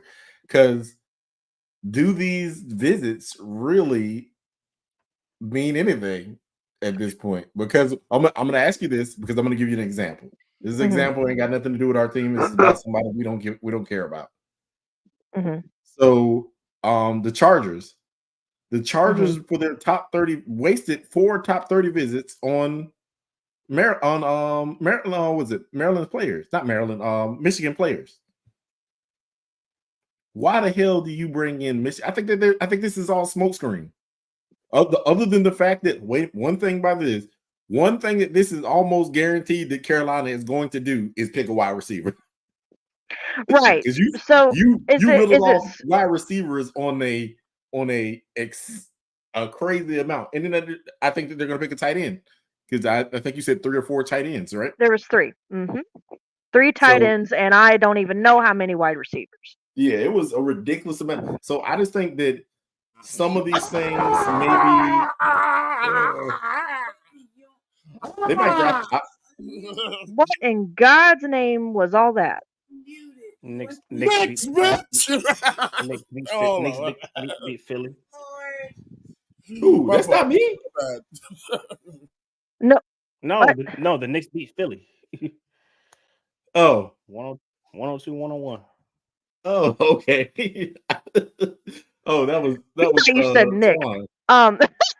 See, she thought you said what I thought you said. I thought you said it at first. I'm like, Nick. I'm like, unless we're laughing at the fact Nick is frozen or something, I don't understand the outburst.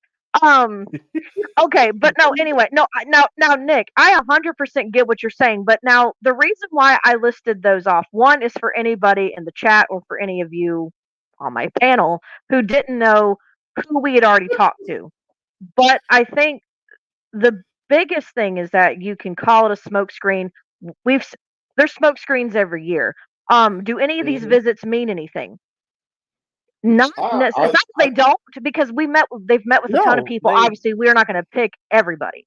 No. But what I think it should speak to is the volume of certain positions that we did speak to, and specifically the who at those positions versus also the lack thereof in other positions. I will admit, I did find it interesting, and there's now again these are documented. That doesn't mean that there haven't been other visits, and that they have just not come to the light of media or journalists, whatever. Well, I thought that all of the top 30 visits have to be publicized. They are now. It's not all of these are top 30. These are known visits that were top 30 people that they've met and talked to at their pro days. And I'm not saying they just met and talked with them on the field. Half of meaning the freaking coaching staff went to Xavier Leggett's pro day. Correct. So I guess what my point is with all this though is for a lot of people who are saying center, not saying that we couldn't, but there is an alarming lack thereof of center meetings that they have had that have been documented. Well, so not to say that they couldn't, but it's just I just find that I found it odd personally. I want to say this. I want to say this. This draft, I don't know if I agree.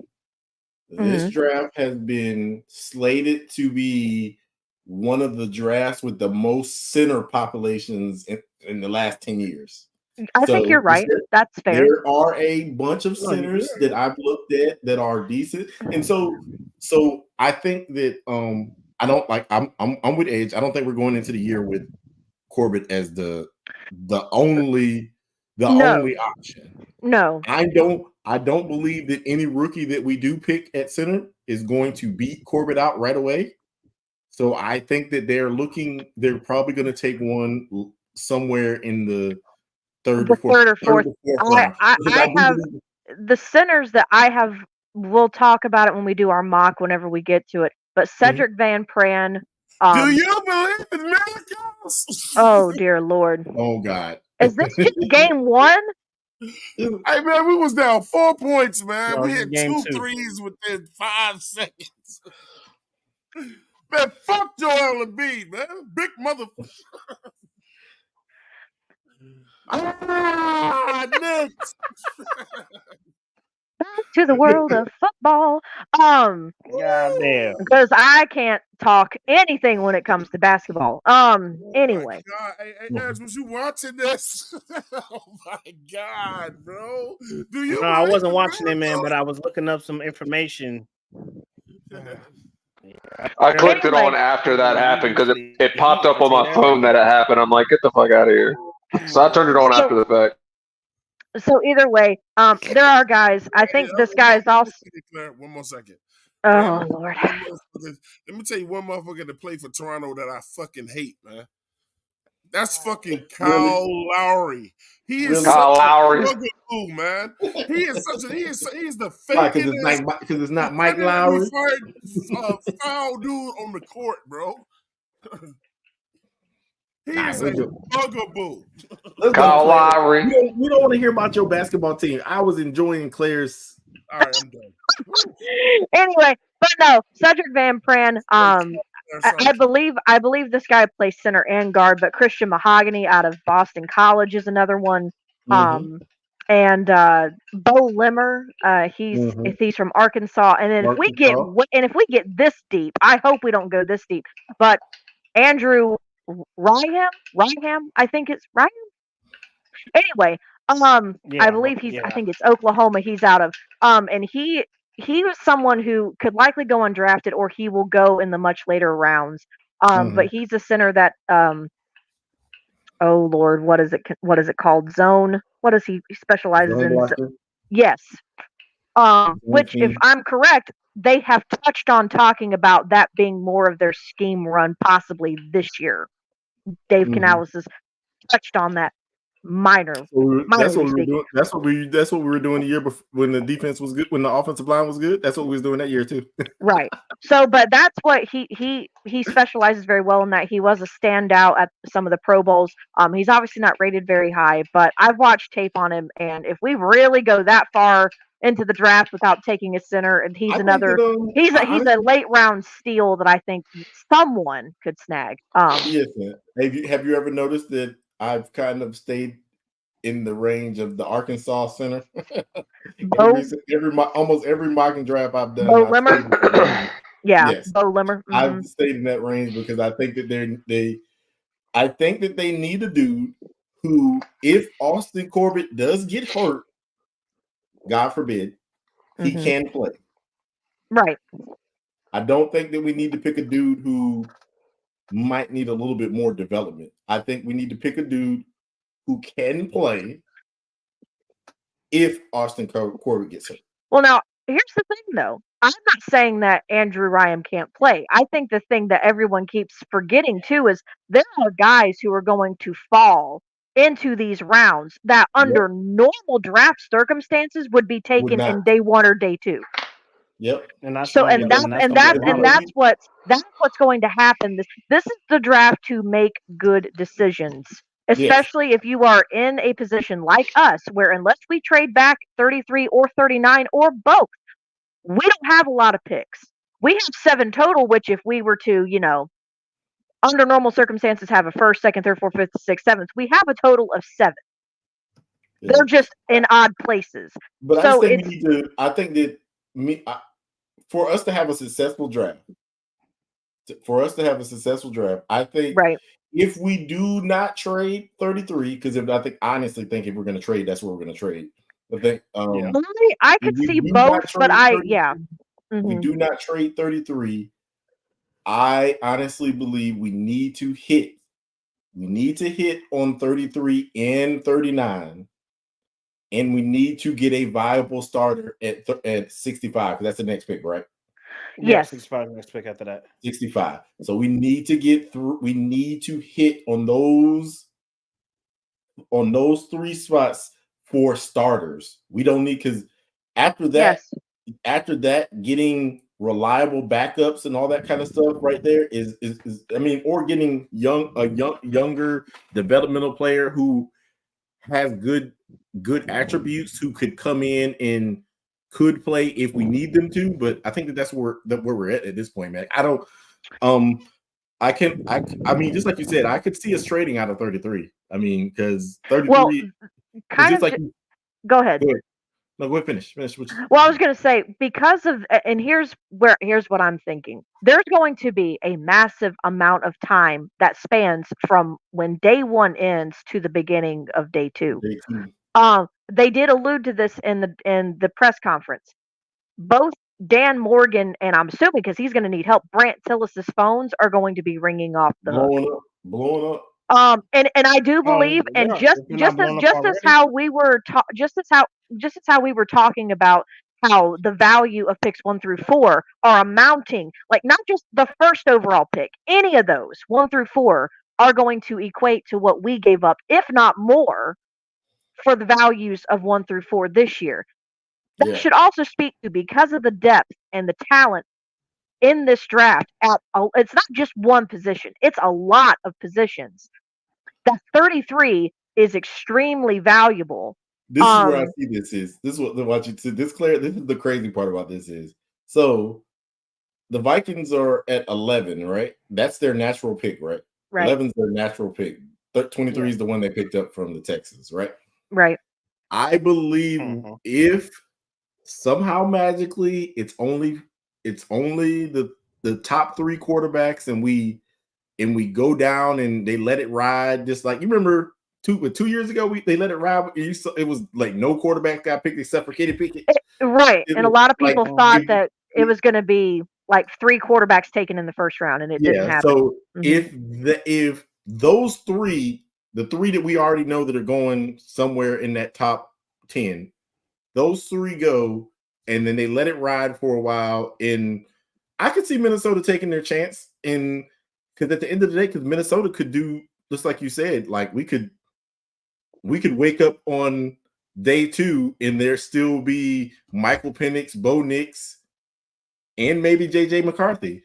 Maybe. I don't think so. I don't think JJ will slip. JJ will go to the Raiders, the Broncos, or Minnesota in some fashion in that first round, unless they are just really not sold on the year he had at Michigan. Yeah. So I think that I've seen Bo Nix go before JJ McCarthy, honestly. I've seen that quite often in some of these mocks. I don't know, man, because I went back and looked at JJ McCarthy's throw. His throws are erratic.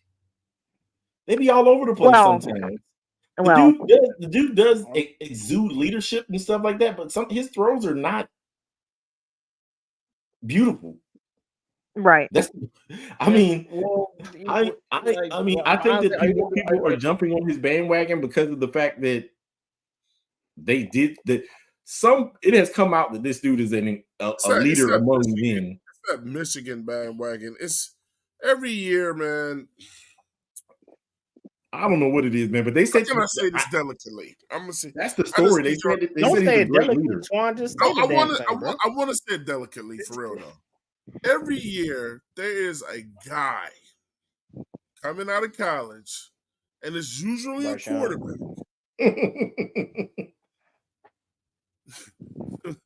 You know, no, but it's true. I know exactly what Twan's trying to say. Yeah, right? Like yes. I can name a bum from every year that they like. This Zach Wilson's, Amy Clausens, the Johnny Manziels. I can name a bum every year that they say gonna be all of that. You know, it never turns out, man. And look, and listen, and I did my homework on Jimmy Clausen. Like, let me tell y'all what I got on Jimmy Clausen, bro. You know what I'm saying? I actually did a whole thing, like, because I thought I was gonna be in a group about Jimmy Clausen, but and you know I like to come in my shit prepared, but look, not Clausen, JJ McCarthy. So listen, did y'all know these stats about him? No, you're right, Jimmy Clausen. That sounds right. Yeah, but he's a bum too. He's from that cloth. But listen, JJ McCarthy, right? Okay, so listen. Tell me if y'all knew this. He didn't throw in the second half. He didn't throw the ball not even one time in the second half against Penn State. Correct. I knew that. Knew that. But he got this. But his arm is like that. But you don't throw one time in a whole half. They protected him, man. They protected him. All right, let's go. That running game was ridiculous. Let's go number 2. Do you know? And I know where's Jermaine JP Shepard because he's a Michigan fan, and he can't deny any. He just said some BS that freaking that man was the best off platform thrower when we know that. Okay, so and then another boy said JJ McCarthy threw the ball eight times a game. Get the fuck out. Okay, so look, number 2, he was absolutely horrible against the University of Maryland. Maryland made him look pedestrian in that game, bro. Okay, so look, the games you need to watch. The obvious. I'm asking you, did Michigan have a weak ass schedule last year? No, it was weak as hell. It was one of the weakest schedules in football. It was one of the weakest schedules in football, man. Michigan literally didn't play anybody but Ohio State. That was the only team they played that was ranked last year. See, I can't make that argument though, Twan. My college plays Middle Tennessee and Tulane, and those are the scariest colleges we play. Right. So I can't say shit. All right. When he played Michigan State, who was one of the worst teams in his division, right? He only threw for 160 yards that whole game. Oh, God. For the whole game. Listen. So, one of the good things, I guess, that they had him 3 in QBR. But, like Nick said, he was protected. I mean, he had everything around him. He had outstanding running backs and things like that. I mean, when he did throw, his specialty of throwing the ball is throwing slants. And, the mid-range game, I'm not saying there's nothing wrong with that. You can kill a team with that if you know how to do it right. But he ain't this giant going up the field guy either. You know what I'm saying? He was top 10 under pressure. That's one good thing about him. He was one of the top 10 quarterbacks under pressure when he was under pressure. Is the main thing, though. It wasn't often. He doesn't have a great resume. He played a lot of bad teams. All right, man, now listen to these last 2, man.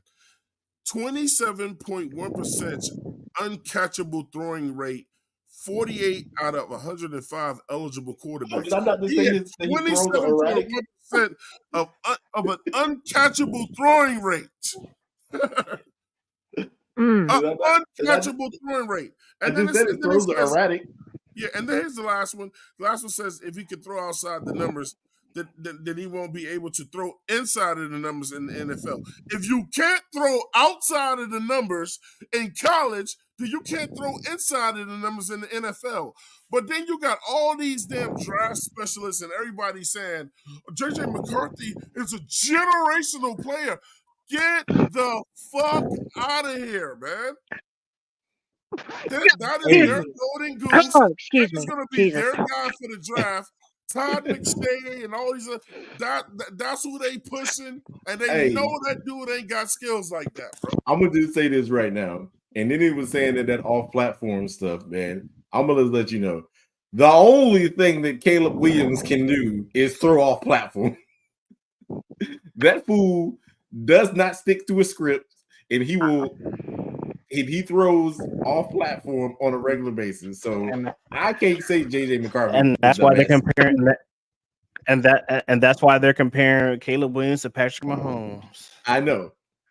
Oh, The God, thing that's about it is, painful to hear. hold on, Claire. Before you fire us up with that, they're comparing him to him. However, Patrick Mahomes also knows how to stick to a script. He only throws off platform and does all that crazy shit when he has to. Yeah, which is expected. Caleb Williams is going to have to learn to do that because he does that at a Justin Fields rate. He's going to the here's the thing though. Here's the thing though. He's gonna be able to do that because Chicago got an easy schedule this year. Wait a minute. Why are you reading that? Because I was about to say I don't remember them being in the top. Apparently, so that's another thing. We're going to talk about that briefly. I'm sorry. We've seen the teams that we're going to play on our schedule whenever they are. According to a report that I saw, I think it was ESPN that flashed it across my screen a couple days ago. We apparently have the 10th easiest schedule, which scares me because if that's honestly how they're looking at it, that's so sad. Are you talking about us? The streamlines are open, man. Yeah, don't we gotta play freaking Kansas City and a couple of others? Yes, apparently, and the team that has the easiest is the Falcons.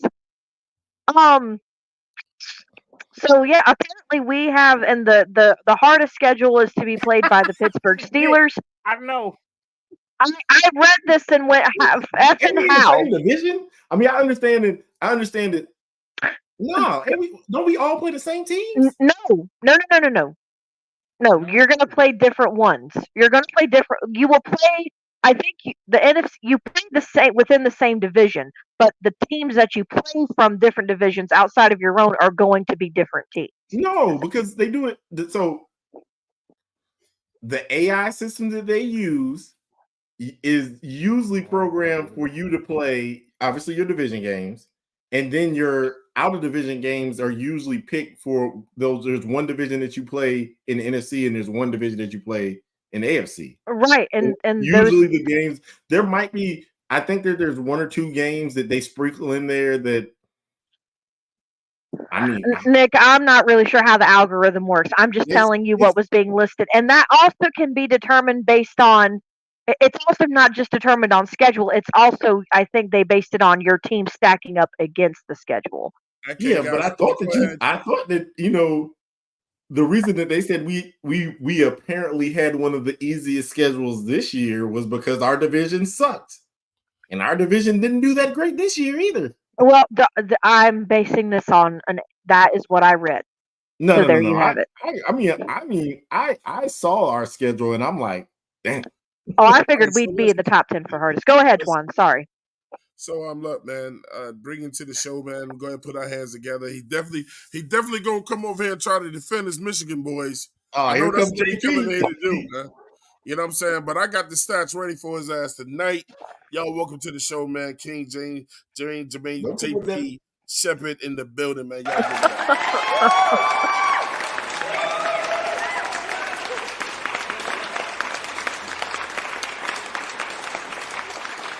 Okay, Now, Now, JP, When come on with that bullshit. Come on with that bullshit.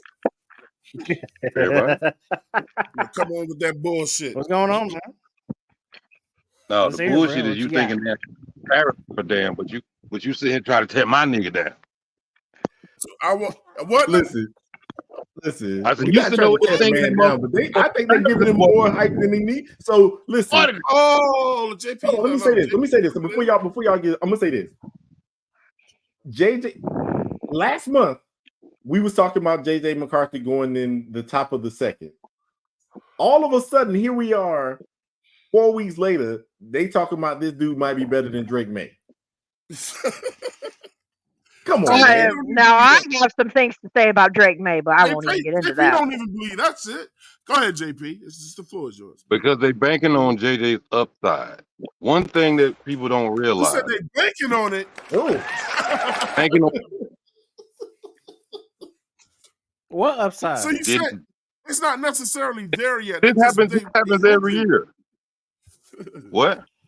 It sounds like they're hoping on it. That's what banking. That's like we hope that he turns out to be the way we say he is. They're banking on his upside because JJ didn't technically show enough at Michigan.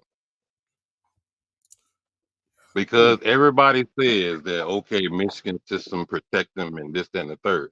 But this is Michigan system that's been like this for years. We've always had a running game. We've always had a strong defense. Where JJ McCarthy excelled where other quarterbacks didn't is he always made the play when the play needed to be made.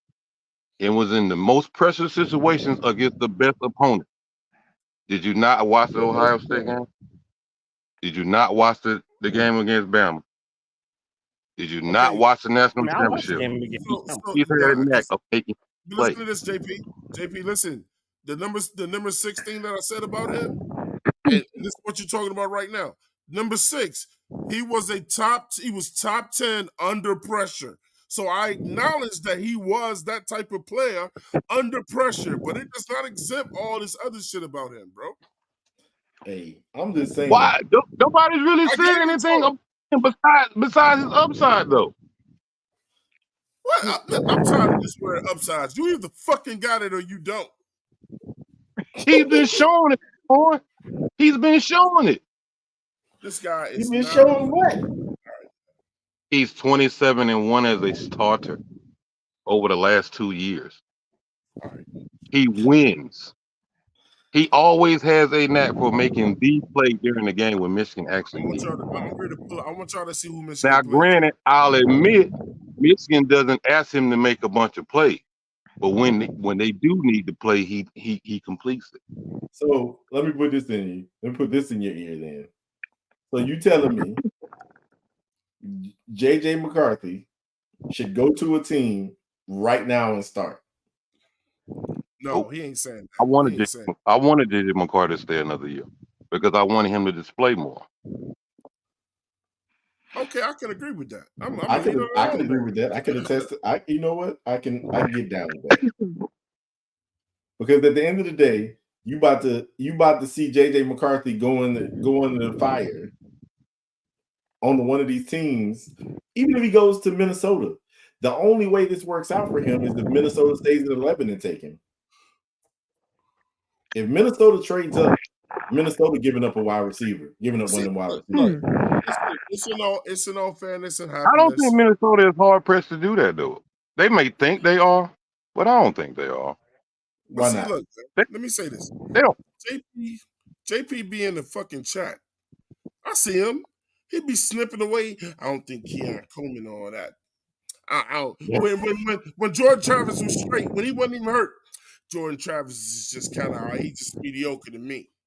But I'm like, so you think I'm going to fry JJ McCarthy's ass? You didn't think I won't go fry him? Trust me, Twan. Hey, JP, you know he is not. I wish JJ McCarthy had science to throw to like Jordan Travis had to. And everybody keeps talking about I seen Coleman in the and I was never impressed. Never. I seen him when he was in the Big Ten. I was never impressed. That's just my personal opinion on it. Everybody else feels differently about him. Yes, of course. But I was never impressed with him in the Big Ten. I really wasn't. Hey, y'all, you see what Atlanta boy said? Stetson Bennett was 29-3. He was. He was.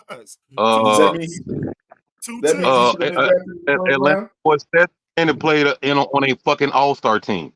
I mean, this has never JJ been an all-star. Played on the all-star team. No. JP, who did y'all play outside of Ohio State? Who did y'all play outside of Ohio State? Twan, this is every fucking year. We played a Big Ten conference before. Outside of Ohio State. Bama. Nobody. No. We ain't going to the man, playoffs. Y'all played a depleted Bama team, man. It don't matter. Did that same Bama team not beat Georgia? Did that same Bama team not beat Georgia? They did, right? All right, then. It was. Hey, at the end of the day, man, you gotta look at it like this. Just like Alabama, they never go out. They never go out and get ranked teams in the top 10 to play off schedule. They never do that shit. They always play it safe every year. Every year. Who is Michigan State in football body? Nobody. Indiana ain't no damn body. Who else do y'all play? Illinois ain't shit. Twan, you act like Maryland ain't good. Okay, Penn State might have been all right this year. Twan, you act like the ACC is a powerhouse, dog. Okay, so look, we really going there. We really going there. I'm glad you said that shit. I'm glad you said that shit. Coming for that man, boy. The only viable win that you have on schedule is versus LSU. Hey, Claire. Huh? You're a pretty good stat person. I try. The ACC versus the SEC. The ACC versus the SEC. 13-6. What that saying to me, Twan? That ain't my everybody says the SEC is the more powerful conference, but when we went head to head, when they went head to head with the ACC, they lost more than half. I mean, they lost way more than half the games. Michigan never plays anybody. Who do y'all ever put on y'all schedule that's top 10? That's not already in the division. So the Big Ten just a weak conference is what you saying? As a motherfucker, you know it. That's true. Ohio State and Michigan are the two tough teams. Look, if y'all can get past each other, y'all in the playoffs every year. Not necessarily, no. And Penn State every now and then. But Penn State ain't been in the playoffs yet. Big Ten is all about defense, Twan. We always have good defenses in our conference, man. That's what we are. That doesn't mean that we're necessarily a sorry conference as you think that we are. But please tell me what type of powerhouse you got in the ACC, please. Hey, hold on. Let me ask you something. What the hell do you mean by off-platform throw? When the play breaks down. That is when JJ. Man. So hold. You talking about when he's under pressure and he does something that's off script?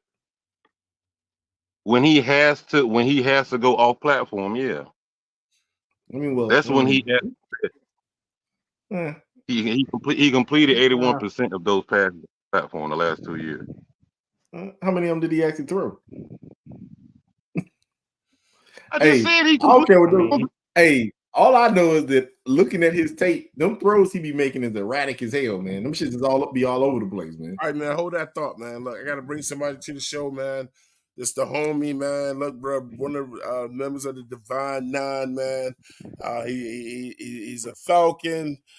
Coming in here to talk that Falcon shit or whatever, you know what I'm saying? But he's a lover of the Carolina Panthers fan bases and podcasts, man. The man really is a Panther. He just won't tell nobody. I bring to you, man, my man. Do real, and it's in the building. That's fucking strong. Party people. Hey, party people. Hey, Red, what you think about JJ McCarthy? So you want to get funky? Sorry. What's good, everybody? What's good? JJ McCarthy. What you think about that? I think they banking on his upside. I think JP got it right. I think they banking on his upside. I think you take. Does he have? He's got a strong arm. Oh, and this is the other thing too. I forgot. I almost lost my train of thought. So I think that his combine performance and his throwing sessions really elevated him too. So yeah, he came out of a pro set system already at Michigan, so he's going to transition easier to the NFL. He won the national championship. Can I be honest? Your pro day should do nothing for you unless you plan on an off-brand team or like you plan like something outside of Power 5. How No, I agree with you, Twan. I agree with you, and I think that combine hype is way overrated too, man. Hey, you know, because they train agents train their they train their prospects for the combine specifically. Hey, so what I call it, the underwear Olympics. Yeah, it's exactly what it is, man. I mean, they get them boys ready to go. But with all that being said, it doesn't surprise me because it's the quarterback position, and you got 6 teams that legitimately need a starting quarterback in this draft, man. So it's going to be huge reaches. Well, I said a minimum. It's going to be, yeah. I mean, at a minimum 6. But I think there are probably 8 or 9 in the league that need a quarterback. You're probably about right. Let me say this. Before you say that, though, man, let me go ahead and bring somebody else to the show, man. Oh shit! Here we go. You know what I'm saying? Hey, look, you would think he was an Atlanta Falcons fan, but he's not. He's a Carolina Panthers fan, and look, Atlanta he goes boy. by the name of Atlanta boy, but he's out of Detroit, man. Y'all go ahead, put y'all hands together, man, for my man Atlanta boy is in the building. Give it a AB. What up, AB? What up, though? Yo, hey, Atlanta boy came in here to destroy JP. That's he came in here for. Hey, I'm not here to bash JJ because I like Michigan. I've been to Michigan games, front row, seen him play. So, you know what I'm saying? But my thing is, I'm a realist. JJ McCarthy is not a top 5 quarterback. If he was a top 10 quarterback, yeah, he should be second round at best. You take a flyer on him, high second round, maybe. You know what I'm saying? That's and Bo Nix definitely ain't either. But they gon' I mean, these guys gonna get over it. Hey, listen, Antoine, can I say this real quick? I heard and I know y'all gotta keep it going football. But Atlanta boy, hey, listen, he funny to me because for y'all that don't know or don't watch the BMF series, he is truly a Detroit guy. What up though? That's original Detroit shit right there, man. Yeah, man. but though, man. You adapt lingo wherever you've been at. But anyways, like I was saying, stuff that you were saying right now, this shit is about to have a lot of players overdrafted. Just like Twan said, your combine should not. And then, especially when you did one thing in the combine, y'all should know who I'm talking about. You did one thing in the combine, and now they about to draft you in the first round. Yeah. Well, look, man, all due respect, I do know why. You go to the combine and Tim's and only weigh in, and they drop you first overall. I do know why they gonna push JJ McCarthy in that top 10 though. And I'm sure this is something me and JP can agree with. Hey, look, man, that motherfucker played for Michigan, bro. That gold blue is a real thing, man. It's because of Harbaugh, Twan. Yellow and blue is a real thing, bro. And Rich motherfucking Eisen. Rich Eisen, say it again, bro. With his Eisen, bro. Nut sucking ass. Yeah. I agree. Yeah, because he run the fucking combine. He run the combine with the NFL Network, and that motherfucker was just sucking on Michigan. Well, he was on their jocks, man. Every last one of the players. Oh wow, did you see that? Did you see that backpedal by Sanders Strill? So like, chill, fam. This is a family show. Yeah, I said jock. I almost said it, Wade. I almost said it, you know. I'm just playing with you, bro. I'm just playing with you. No, you're right. It almost slipped down. My thing is this with JJ. And I looked down and I saw Claire's picture. I was like, watch yourself, Swan. Yeah. If JJ this man over here acting like I have never said that word before, but all right. Why did he beat out Cade McNamara? Why did he beat out Cade McNamara? Right. He did. He was on the bench. Dude, that's because JJ McCarty was a freshman, dude. What does that mean? He was a freshman just coming into the system. Cade McNamara had already fucking been there for a couple of years. And Cade McNamara was trash. They benched him in the championship game. You don't remember that when they played my Dogs? Cade McNamara was trash. That's why Harb had no problem letting him transfer to Iowa. Exactly. They had more upside. Cade McNamara. Anybody could see that. I want to ask y'all a question other than JP because I know how he gonna answer. So, who do y'all think the better quarterback is? Is it JJ McCarthy or was it Jordan Travis before he got hurt? Jordan Travis. Quarterback? Yeah, it was Jordan Travis. Get the fuck out.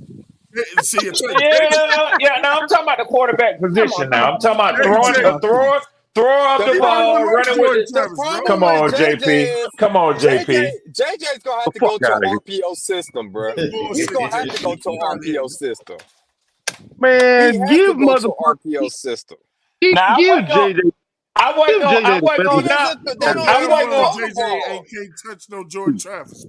going to knock our illustrious host because it's his show, but I let him slide with that shit about FSU and the SEC, the ACC and the SEC. Yeah, I wasn't on there before then. He said, I was gonna let him slide with that, but now he done slid this shit in with Jordan Travis, and I do agree with you, Twan. But you're trying to turn this shit into an FSU show now. Stop that shit, Twan. It's gonna be an FSU show at the draft anyway. Tell me, am I lying? Bro, we gonna have 13 motherfuckers get drafted. Am I lying? And you still ain't gonna break Georgia's record of 15. So what? Thank you. So what does that mean? I'm good with the 13. I'm good with that. What does that mean? But nobody remembers two, Twan. Everybody remembers number one, Twan. Thank you. Thank you. Nobody remembers number two. Twan. Hey, I remember number two, man. I remember number one. I want to say this, man. I so don't care, man. My squad is. I feel like if your tape don't get you there, you shouldn't be getting drafted in the first round. That's me, Nick. That's me. I gotta see what you do on the fucking field for your 3 years in the NCAA. That's what I gotta see. Your tape don't get you there, and I'm gonna tell you right now, JJ McCarthy tape don't show me nothing but he an okay quarterback. JJ, and I can understand it. I can understand it. That's why I wanted JJ McCarthy to come back. Are you serious? I wanted JJ McCarty to come back and he could have more tape to show because he's good at he didn't show enough of. But his coach ain't there no more, so you knew he was leaving. Yeah, I knew he was. But the offensive coordinator is the coach, so he played in that system. You trying to say the black coach ain't good at? No, oh my god! Listen, man, I'm just saying, man. Harvard is the one that recruited JJ. Just like I said, man, it's gonna be. It's gonna be for him, but he's not gonna last. Hey, Twan, can I get this shit now, Edge? You know you my man, 20 grand. But Edge, I've been paying attention to the whole show, y'all. So I got a lot of shit I gotta come back and I gotta check y'all on. So Edge, I'm curious now. I do agree with y'all with Evero. He's in high demand. But I'm curious as to who these other 2 or 3 coaches who are gonna have head coach opportunities that y'all got on staff. Y'all head coach is barely a fucking head coach. It's just Evero. Oh shit, here we go. It's just Evero. It's just Evero. He's the only But Twan said 2 or 3 others. I mean, not Twan. Ed said there are 2 or 3 others who are going to be in high demand. Who? We tend to disagree with Ed sometimes. Who? Yeah, look, y'all tend to disagree with me a lot. Look, Them fucking listen, high it's the school only coaches person. we got. Who? Ed's Oh, gonna shit. Here we go with the high school Ed's coaches, man. Fitzgerald Damn, man. You sound ain't got to like- do us like that. Man, we got high school it's coaches, mainly- man. Come on, We listen, ain't got no good. Hey, not I only said, not on the I said, defensive boy, side. I said, boy, if Ed, I said, boy, if Twan dropped this link tonight. Oh shit! He's coming for it's mainly Ed, just like that. listen, Just for that. I love Ed to Listen, death. it's mainly but, just he that's listen, his motto. it's Though. mainly That's his just motto. one. It's mainly just one coach. It's mainly just one Uh-huh. coach. But we all know how the coaching cycle actually truly 100% goes. You get one good year and never been heard of Right, before, right. but you had one good year as a coordinator somewhere, and all of a sudden you a hot commodity. So again, Claire, get him, Claire, get him, Claire. Contingent upon what? Contingent upon what? But Brandon, Has anybody Brandon, one good year being a hot Edge. commodity, also you the hot Okay, trying to get contented, bro. Oh my God! She's trying to help you, Ed. She's trying to help you, Ed. She's trying to help you, Ed. Let her Has help you, anybody Ed. even heard of our offensive coordinator? Has anybody ever heard of him? She's trying to help you, Ed. Twan, No, have no you one's heard of ever our heard of offensive him. coordinator? Exactly. Respect. When have you heard of Dave Canales before we even hired him? Answer me that. Ahead, when Claire, have you heard of Dave Canales before we even hired him? She's trying to help him out. She's trying to help him out. Hey, Yeah, look, bro. Man who has likely worked with someone in our front office. That is not to take anything away from what Dave Canales has done in other organizations. He had a great year at Tampa Bay. He's also been, he's been given the quarterback guru status because of Seattle and his time there, and of course his work with Baker Mayfield. How much of that can be accredited to him remains to be seen. But as far as that goes, he was brought here solely for one purpose, and it's the link that he had with Dan Morgan. And let's be honest, a lot of the people who we were probably going after were going to be vied for by teams that had better organizations, and we were not going to be able to compete with that. Going 2 and 15, and a first round draft pick is important. Correct. Going 2 and 15, no first round pick, and the owner being David Tepper. So let's just look at this at face value. If Dave Canales wasn't going to come here, we would be. I'm just saying. I feel like we would have been screwed. Did Dave Canales have any other opportunities? He did. Because he openly admitted it. No, Carolina was the only team that went to Dave Canales. Yeah. I rest my case. So let me. But that also does not mean that this couldn't be a good fit. We don't know yet. But if we look at it at face value, he had no one chasing him. We were the only ones chasing him. We were his only offer, and he took it. Do numbers lie? No. Numbers about what? No. Because he had a mediocre ass offense. I'm just saying. 20. Yeah, I'm gonna steal real quick. I'm gonna chime in for 2 seconds. I'm gonna steal something that Luke Combs said on the Pat McAfee show. I'm not about to get excited over a hiring of the 21st overall ranked offensive coordinator in the fucking NFL. Thank you, Ray. I'm gonna take the words right from his mouth because he said the words so beautifully and right on point that, like, how do you argue that point? Like, I'm very big on debate shit. So I say that right there. How do you argue that? Yeah, how do you get excited over? No, because listen, these no. Tell me I'm wrong. Hold on. Tell me I'm wrong. Usually when these hirings happen, it's just like, holy shit, this guy just had the number 1 offense, the number 1 defense in the league, not the 21st. Like, there's got to be something like that. You know what I'm saying? So, like, I heard that. I heard that, and the first thing I can think of is just like, how the fuck do you argue that point? That is so. That's inarguable. But Ray, here's my counter. Here's my counter, and here's my counter to that, Ray. To all the other options that were out there, offensively speaking, what did we have to offer them that made the job look attractive? Nothing. Nothing. But it's okay. But Ray. But so before. So because I get stuck with bullshit because my organization is fucking trash. I have to just I have to do exactly what I've been doing for the last like 20 fucking years, Claire. I just have to accept. I have to accept mediocrity and bullshit from my team. That's what I've got. But you don't know if it's gonna be mediocrity. You know what I'm saying though? Like that's fucking sad that's where we're at, Claire, because that's basically what you're saying. I feel like. Ray. Sad. Okay, but sad or not, look.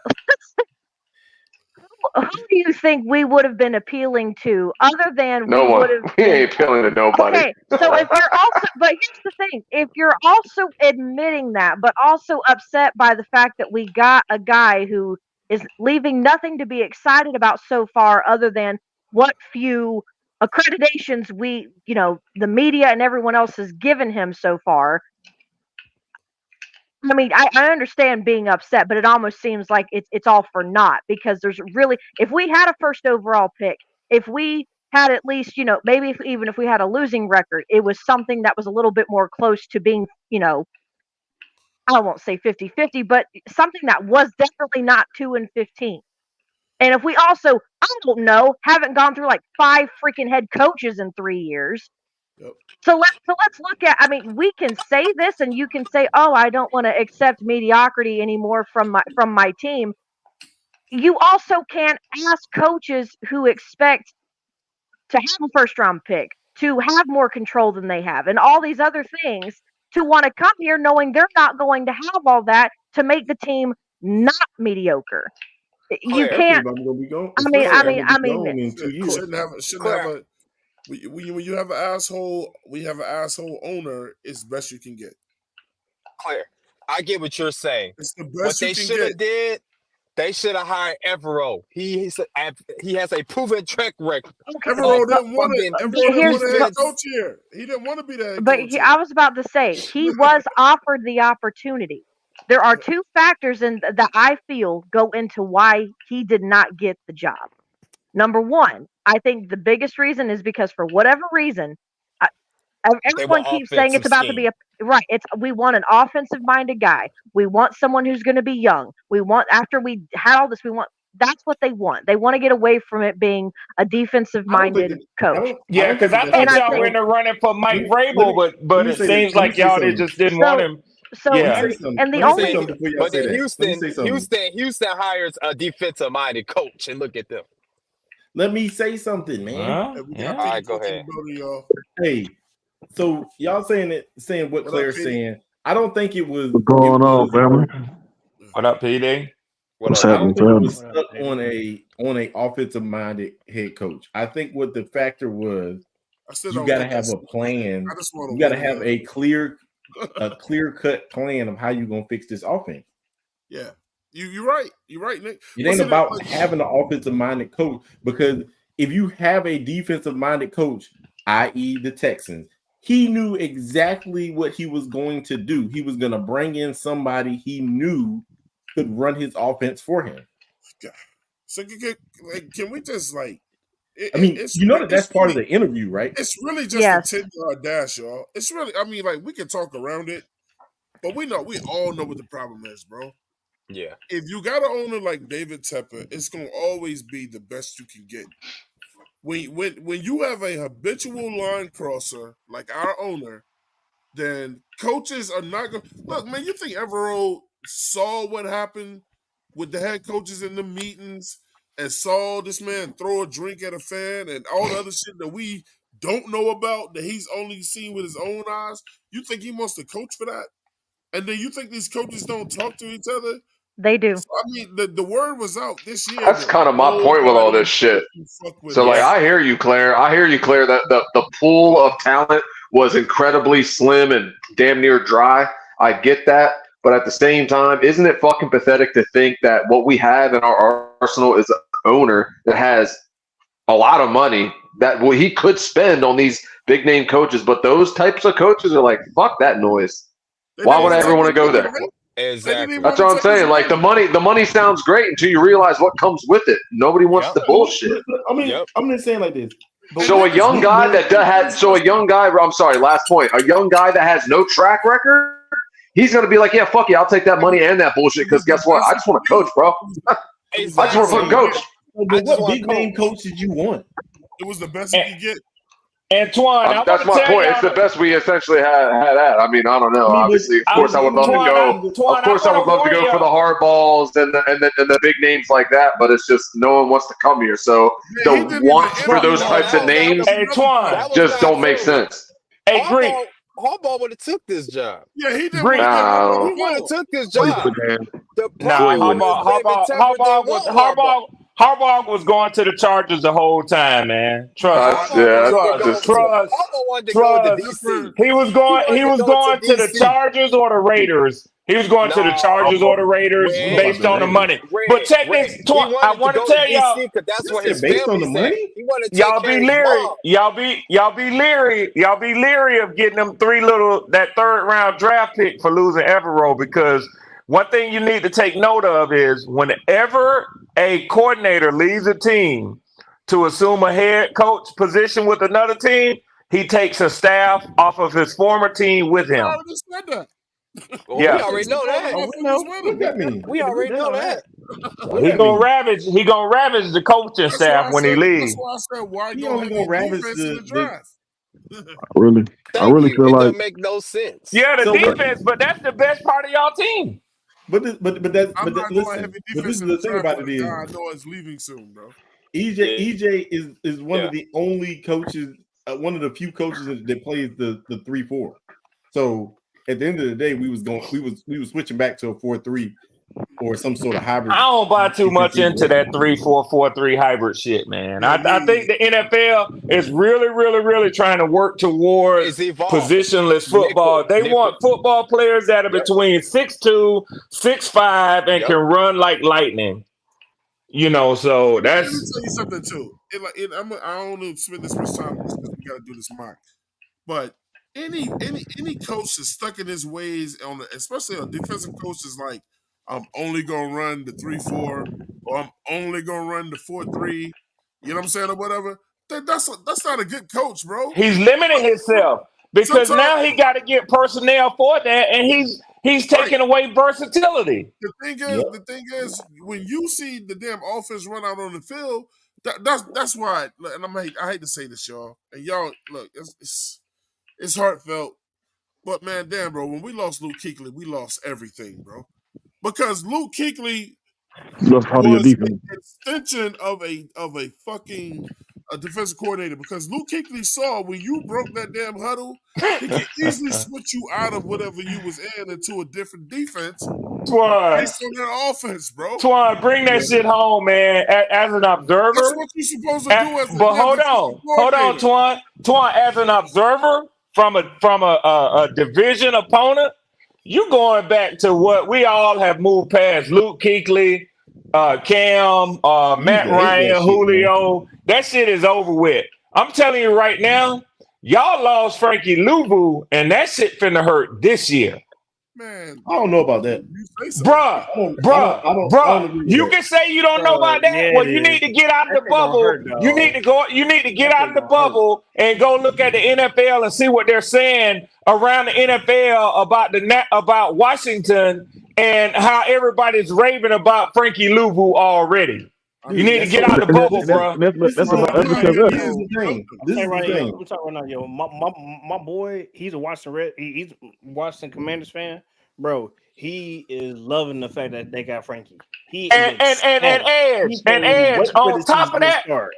On top of that, Edge, look at the Dallas defense before Dan Quinn got there and what they were in the 3 years since he got there. He finna turn Frankie Louvu the fuck loose.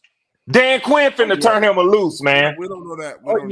Twan, say what you want to say. He used to be my head coach and defensive coordinator. Twan, say what you want to say. And the Legion of Boom, he finna turn that defense up in Washington. We didn't hold Louvu back, though. We didn't hold Louvu back. I didn't say y'all held him back. I said Dan Quinn finna turn him loose. I didn't say y'all held him back. You know that they offered Louvu a contract, right? We know he didn't want to stay. We know. Yeah, yeah. You can't force the player to stay. If they get rid of Burns, he wasn't gonna want to stay. Lulu said one of the deciding factors was that he envisioned his stuff playing in Dan Quinn's system. So, And JP, trust and believe, man. You say what you want to say about Dan Quinn, or I'm just blowing smoke or whatever. He finna turn that man loose, and that defense finna be a motherfucker for the Commodores. What are you talking about? Okay. No, I'm saying there's levels, Twan. He finna reach another level. That's what I'm saying. He gonna reach another level. What he's saying is what we did with Frankie. We gave him the platform to show off what he can do. Yes. Dan Quinn is going to put that captaincy on him and let him Thank run you, Edge. the whole thing. Thank you, Edge. We had Luke Kuechly run our defense. That was Thank you, Edge. Because when Dan Quinn was with the Legion of Boom, who he had running that dang defense? He had fucking Bobby Wags running that goddamn defense, and Bobby Wags was going off. Everywhere he's been, he had that linebacker, Deion Jones, in our defense. He had that boy, number 11, Micah Parsons in Dallas. If you think that Frankie Louvu ain't finna go off on this league, you crazy, man. Michael Parsons is a freak of nature. And you telling me Frankie Louvu ain't?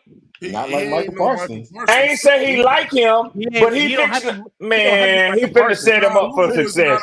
He finna set him whatever, man. Whatever. Hey, I ain't no Washington Commodores fan, and I'm just telling y'all, just watch. Listen, I'm gonna just let you know something. Lou is a great player. But however, to even speak his name in the same platform as Bobby Wagner or freaking Michael Parsons. Okay. We're not doing. Listen, I mean, he he was a part of that big green though. The big green with the Jets though. He don't play for us no damn more. He didn't even play with the Jets like that. I bet he make the Pro Bowl next year. I bet he make the first team Pro Bowl next year. We're not saying that. I bet he make the first team Pro Bowl next year. Damn, we're not saying. I'm not putting him. Listen. This is not me turning a freaking undrafted guy into a Pro Bowler. I'm not saying that. What I'm saying is this: what Dan Quinn does with his defense, he takes a core guy that he knows schematically. Thank you, Edge. And he can push the defense and plays defense around him and let him coordinate and does what he need to do. Okay. Thank you, Edge.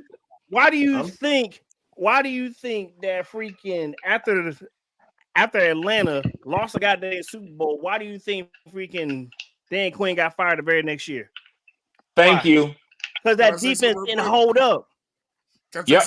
Mike Shanahan fucked up and didn't run the ball, but the defense started slacking. Hey, I just want to know something. If he builds such great defenses, why the hell did they let freaking Nick, you really need to let me say something real quick. I don't give a fuck about no Dan Quinn.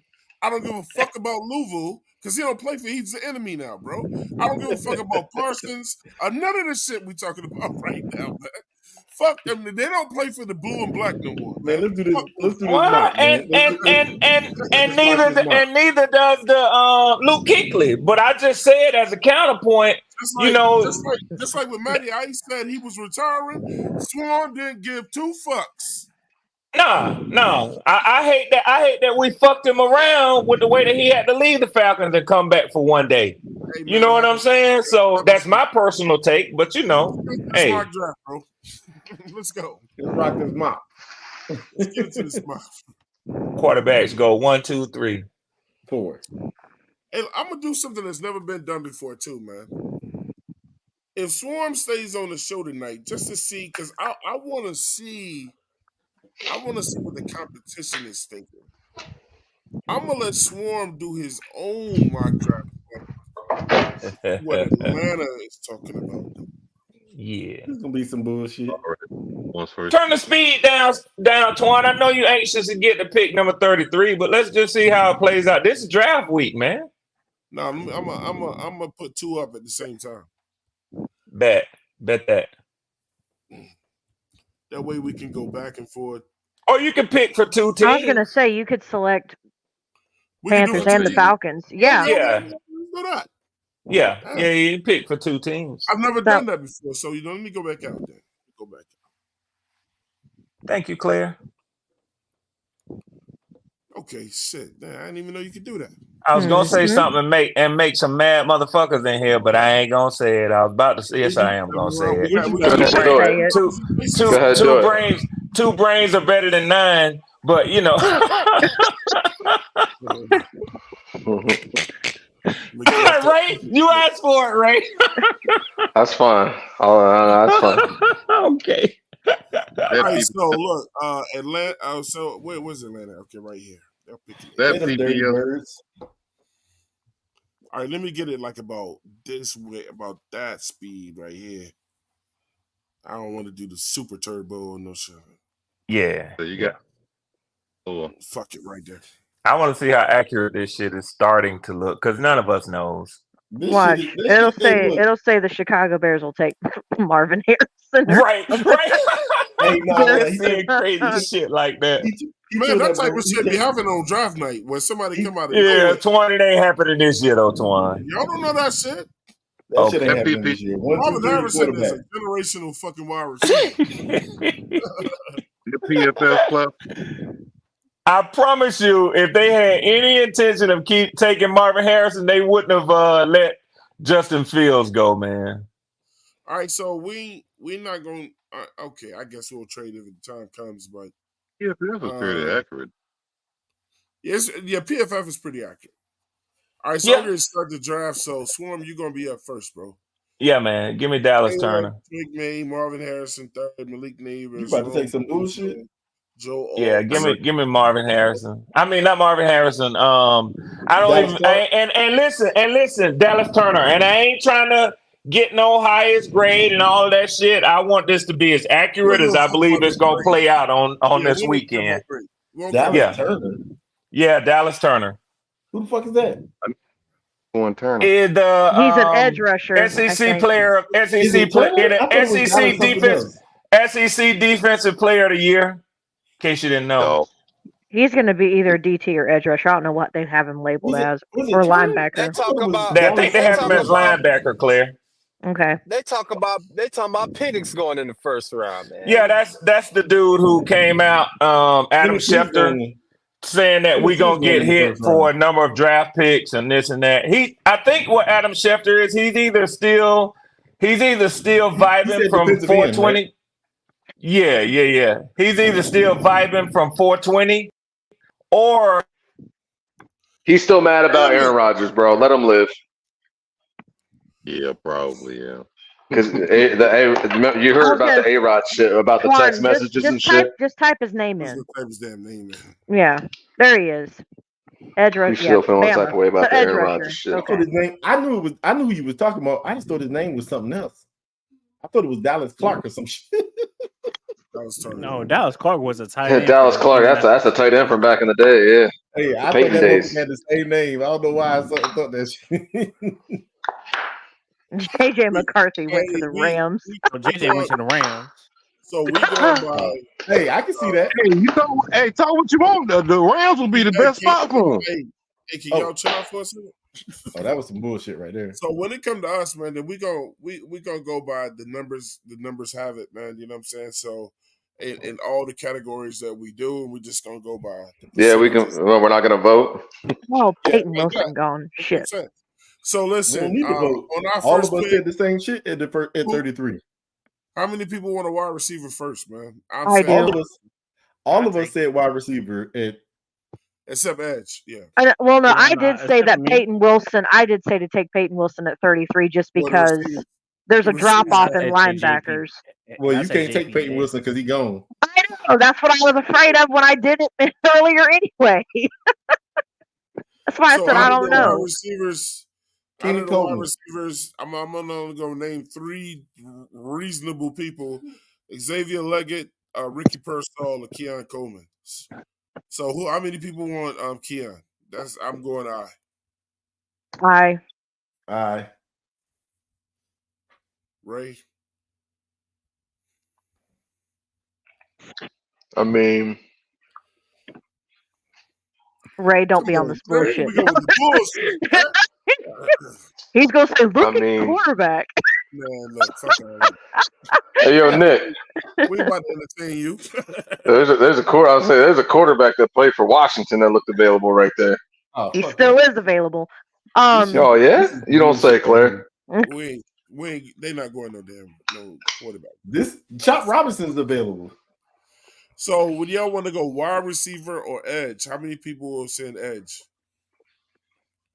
Wide receiver, edge, or corner? Defensive tackle. I mean, at 33, I'm going receiver. I'm just not going Coleman at 33. We already picked. Defensive tackle. Right now.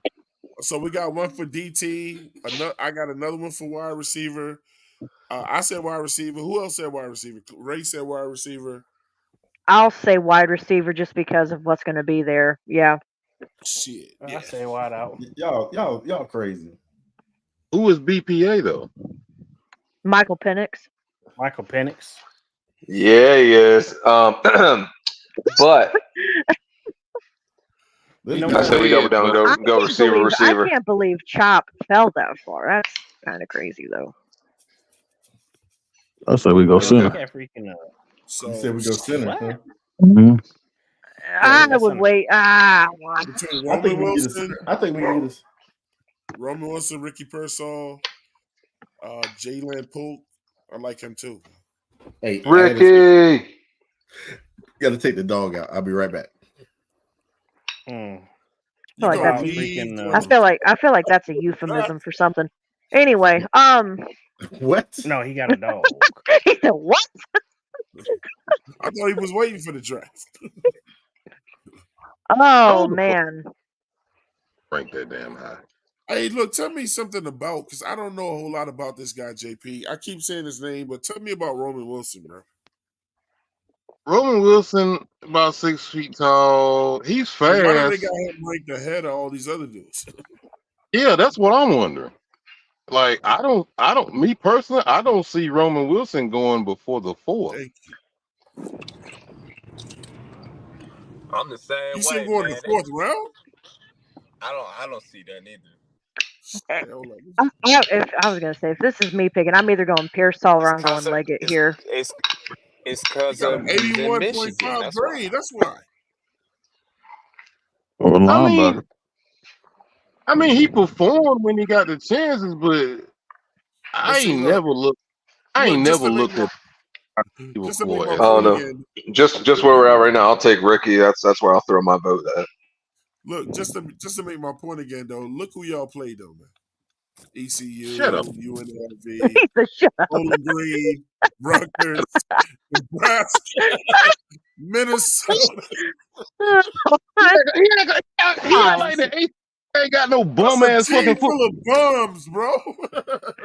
Look, my conference is the worst. My conference is the worst. Stop! Don't do that. Don't do that. My conference is the worst. Stop. Way better than the Big Ten, bro. For what you heard, Torn, 4 of the top 10 defenses from last year is from the Big Ten. Shut up. Okay. But in that win-loss column, there you go. Well, look, this one, he almost had 1,000 yards last year. He's targeted 67 times. He caught 48 balls. That ain't enough for me, bro. I'm going Leggett. Leggett's my vote. Yeah, XL is my vote too. I mean, Roman Wilson was our go-to too, but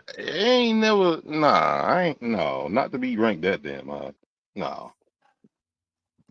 That's just my personal opinion. But, so yeah, I mean, we got white chocolate espresso in the chat in case y'all. So what are our options?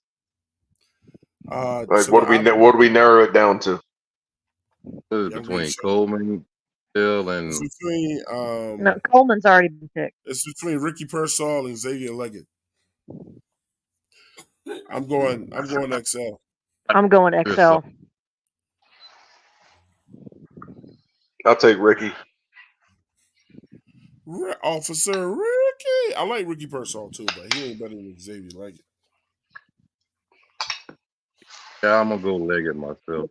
Really, to be honest with you, I don't know who's gonna be better at the next level. And that's my point. So for me, it's just and call me dumb or whatever. For me, it's just the fact of just difference of wide receiver type.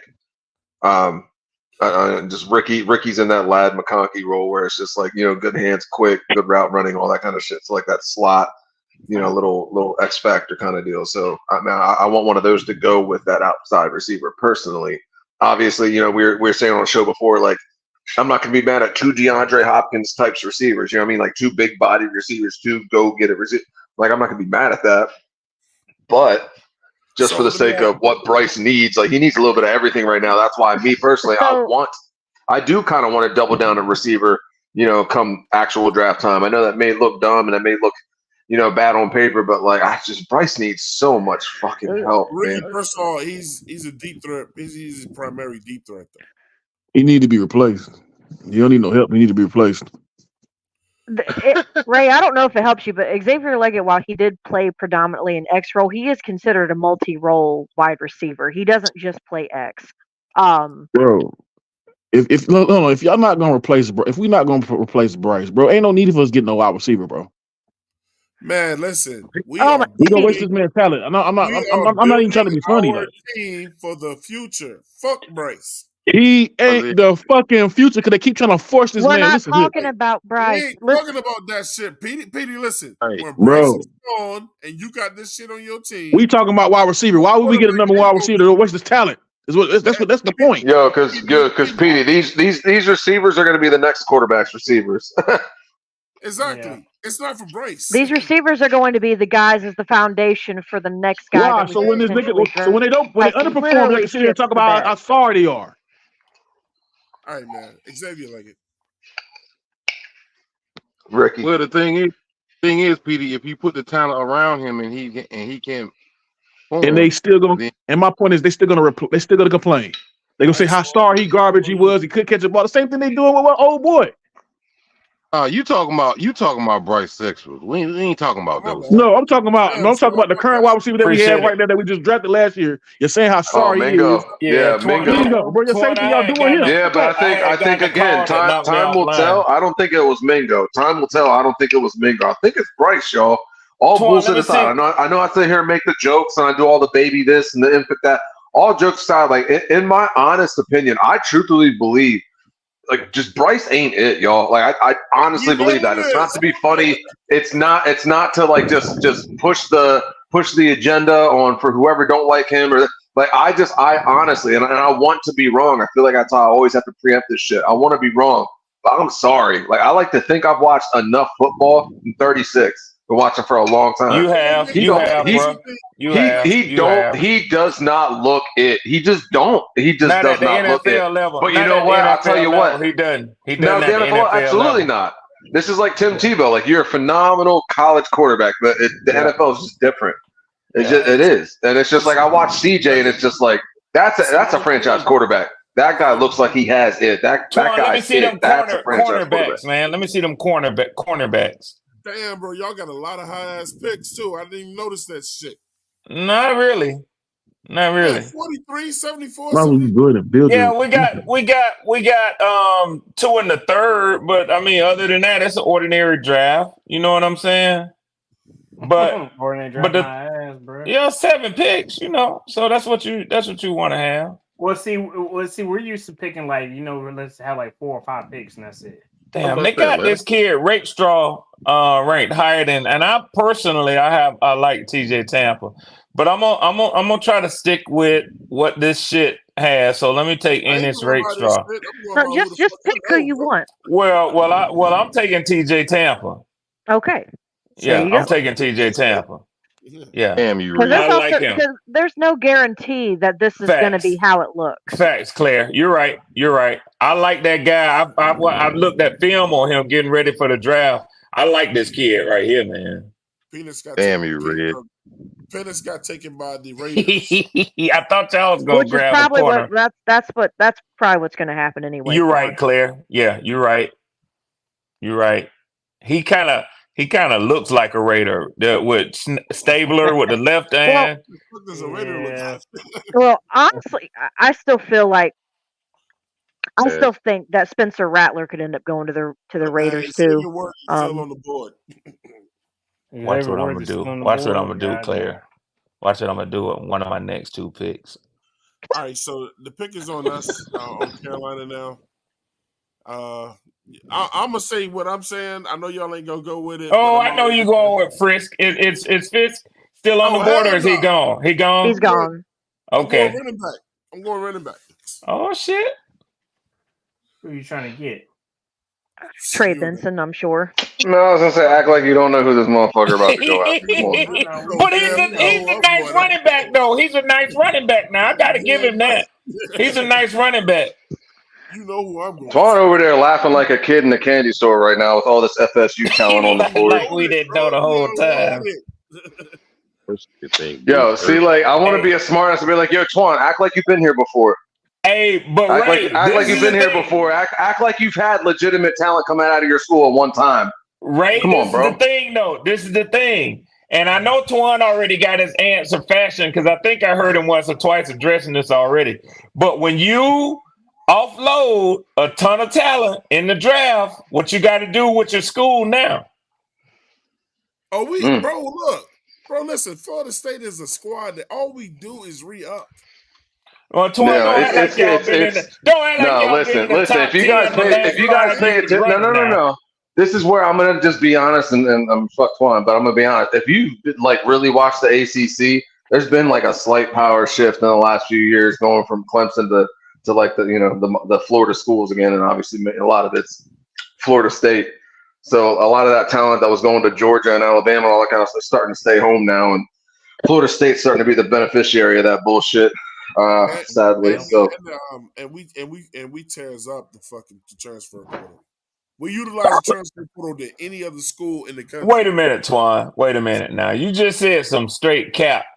You know what I'm saying? Now you said we stay loaded. It ain't like y'all been in the top 4, the top 5 the last 5-6 years. Now get the fuck out of here. Get the fuck out of here. Clemson been dominating the ACC, man. Come on, bro. Keep it 100. Keep it 100 now. Not lately. In the last how many years? 2 years? Hey, look, check this out.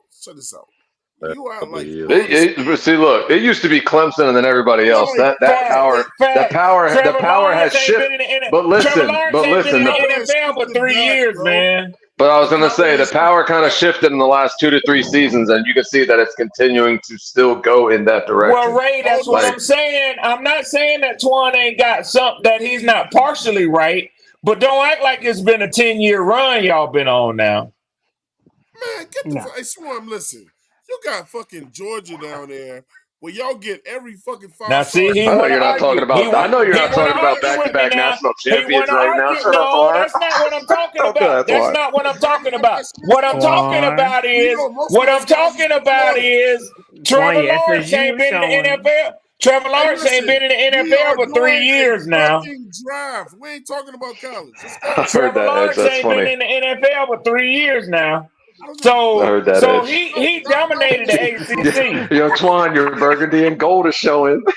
Y'all motherfuckers are the most getting off topic motherfuckers.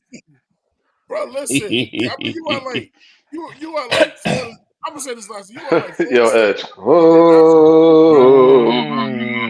Twan, I wasn't gonna say it in these exact terms, but I'm gonna say it. Florida State was garbage until the last 3 years, bro. Whoa! I said it. There, I said it. They were an afterthought. Matter of fact, I don't even know if they were a thought. From when though? For the last 10 years at least.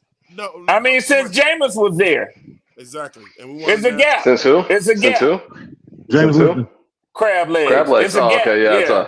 That's right. They were crab legs. I got you. Oh yeah. And who was and that dude and then that and Bojangles Biscuit. Bojangles Biscuit played receiver there for a little bit too. Yeah, you can call him what you want, but you got to call him national champion. Yeah. National champion Bojangles Biscuit. My man, sausage, egg, and cheese biscuit. We would have been lost this draft pick by now. Oh yeah, we've been lost this draft pick. We lost both our draft picks. Hey, go ahead. Hey, Twan, go ahead and draft your. Who hurt you, Twan? Who hurt you? You really would think they would be shutting the fuck up because Miami been doo-doo for 30 years. Oh shit. Okay, now pause. First off, that's only partially true. Hey, but how many times we keep getting into this shit? I know. My bad, bro. Yo, see what you just did? See what you just did? Now I caught the crossfire, bro. My bad, Chill out. Ray. My bad. All right, let's continue. I came in to save you, and I took all the hits. You did. I came in to help you. I took all the bullets. He done turned the scope on you now, bro. He got that light on you, bro. Help me, help you. Okay.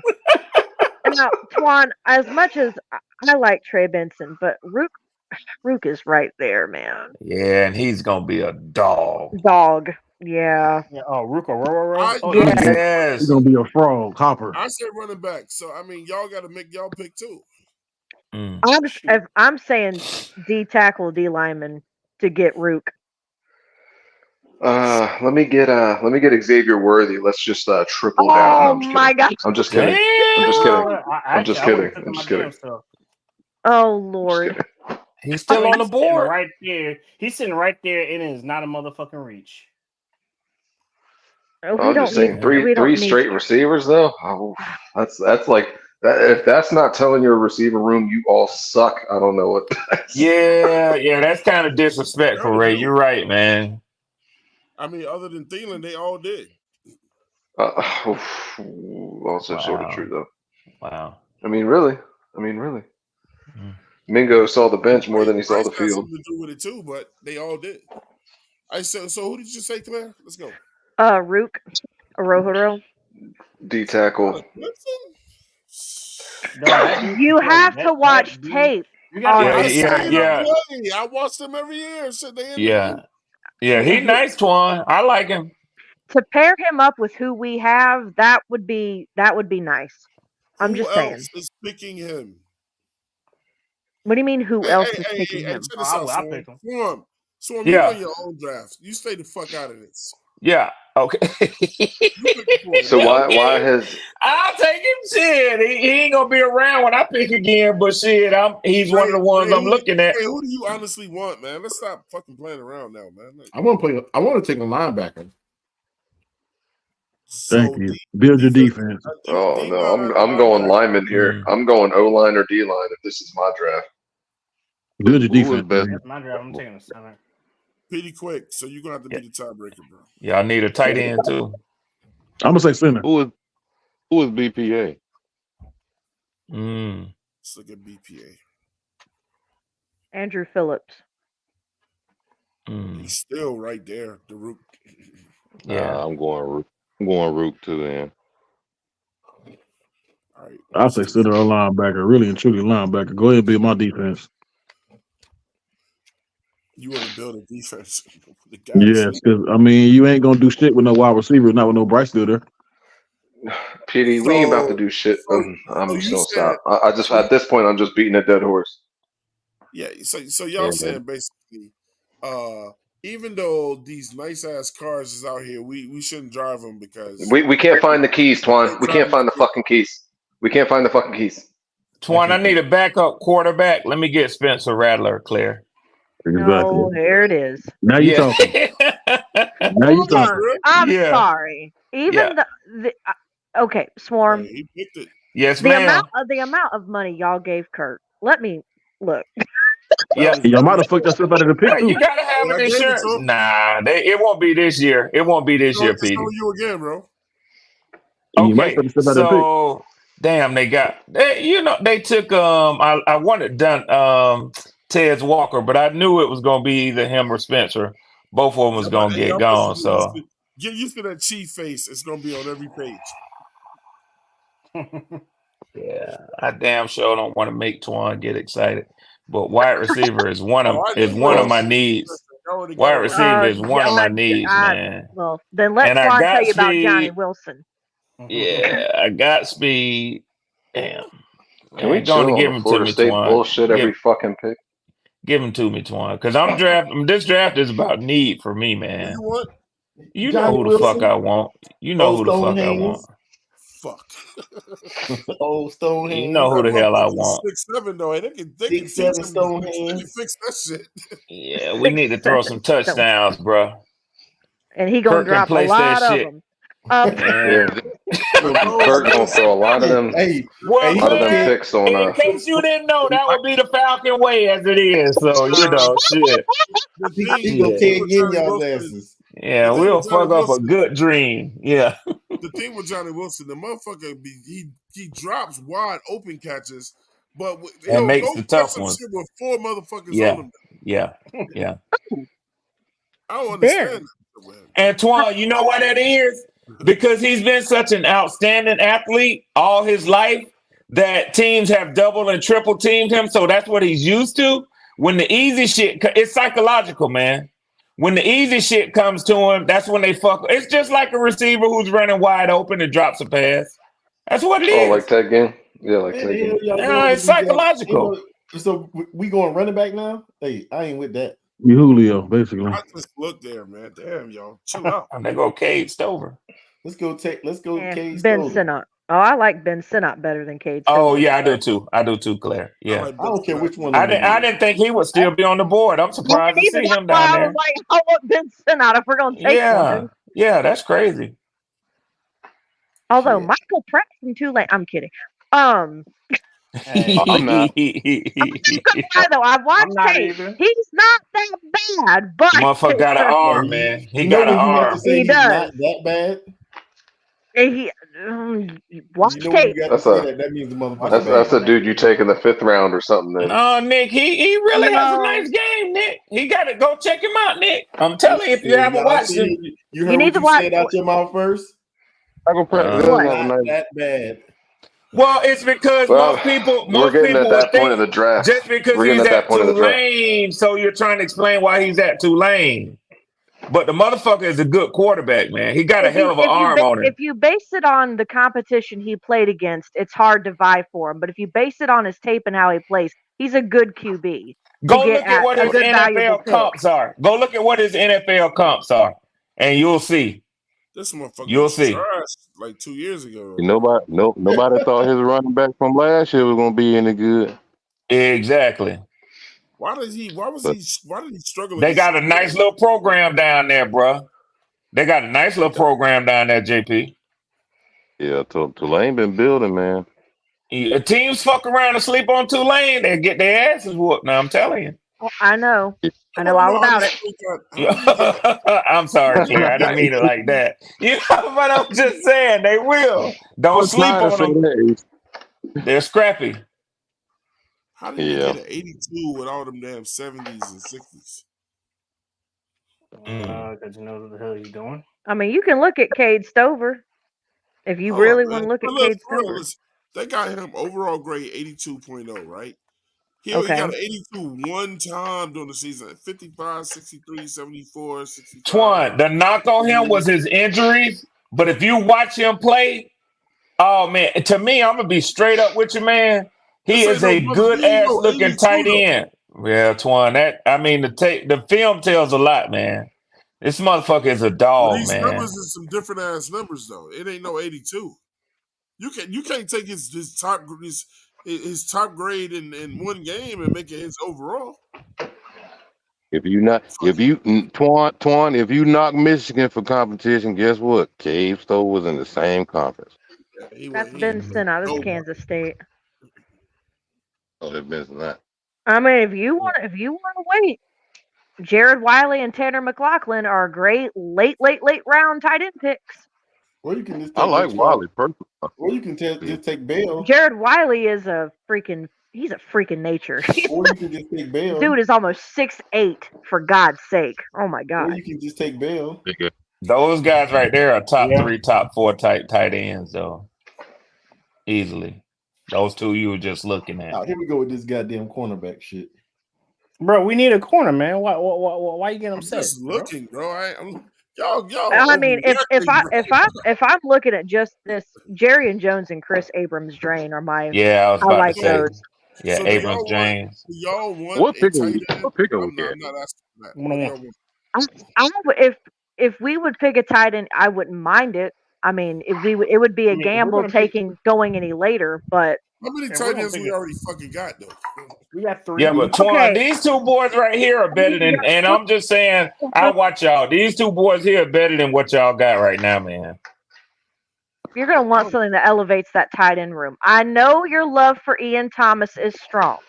Man, fuck Ian Thomas. Oh, now you want to say fuck Ian Thomas? Oh, now. We've been telling you for years that this man ain't shit.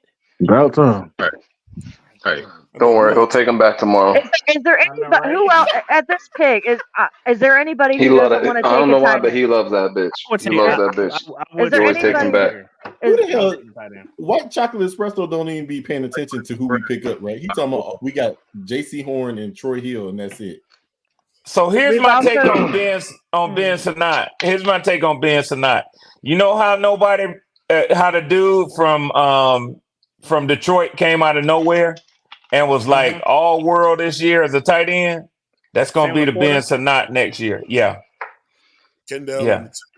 Minute. Laporta comes from Iowa though, and Iowa will be putting out tight ends like it's just a fucking factory. Yeah, I agree with you. I agree. For Jesus, he said, I don't like Florida State, but Trey Benson is one of my favorite in this draft. I'm with you, Flame for Jesus. I'm with you. He gone already though. The games that we watched with Kendall and them on Saturday nights, man, that boy is a dog, man. That boy was running that ball. 2 wide receivers back to back. Oregon still available? Who? Kyrie Jackson from Oregon. Goddamn Luke McCaffrey. Probably. You can look. He's a cornerback. Yeah, Kyrie. I think they got him sort of the mid fourth. He should be showing up soon on there. He's a fourth round pick. Yeah, slated to be fourth round. Okay, so look, I want y'all to put our heads together. What position do we need right now? Not what's just the best player available. Center. Need. Oh, yeah, center, yeah, definitely. You should take a center. I said lineman. This 101 is take freaking what you call inside lineman. I mean, there's still plenty of holes. Lineman, corner, linebacker. Inside lineman is right there. Inside the IOL. Bro, look, man. I'm about to give all y'all some Adderall. Well, we just told you inside. Twan, that's cold. Twan, that's cold. Twan, that's cold, Twan. Ooh. That's Okay. cold, man. That's some cold shit, Twan, that you just said.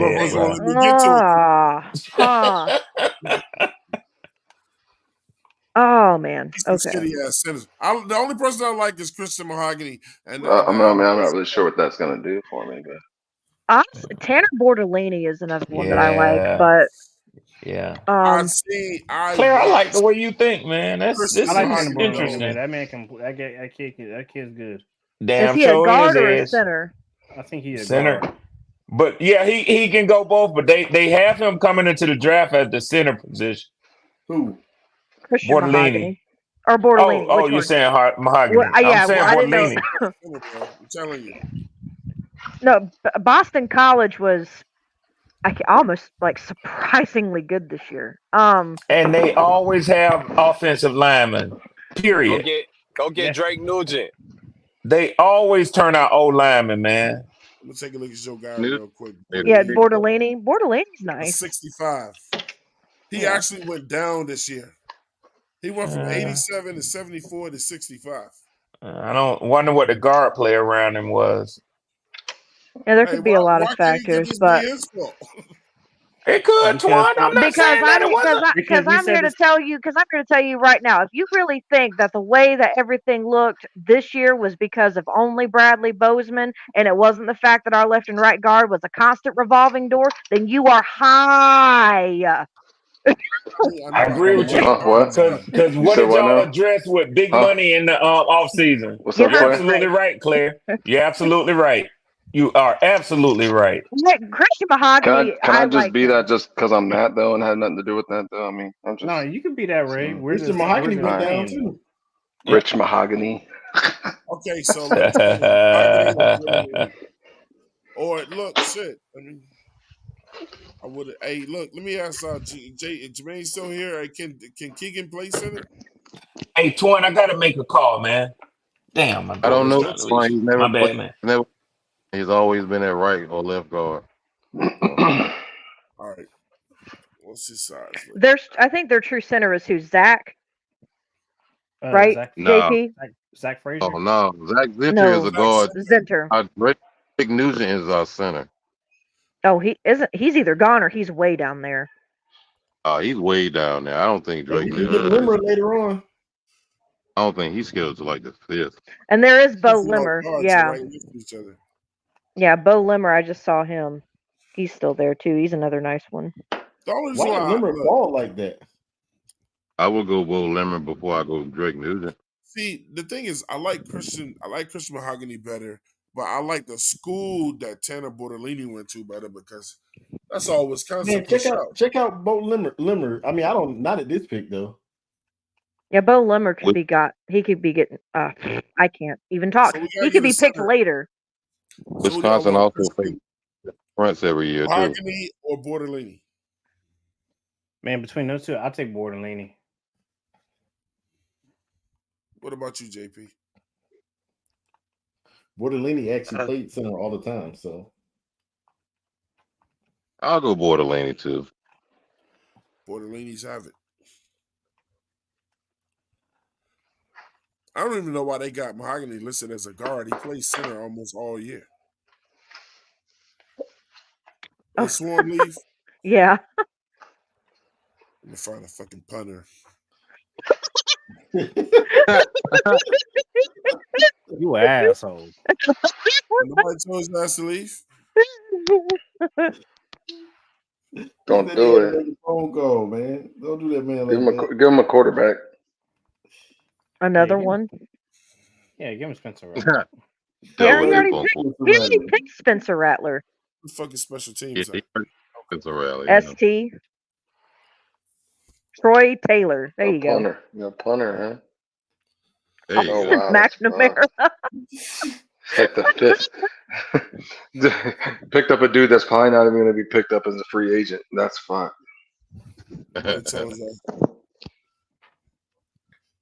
You think we gonna wait at midnight?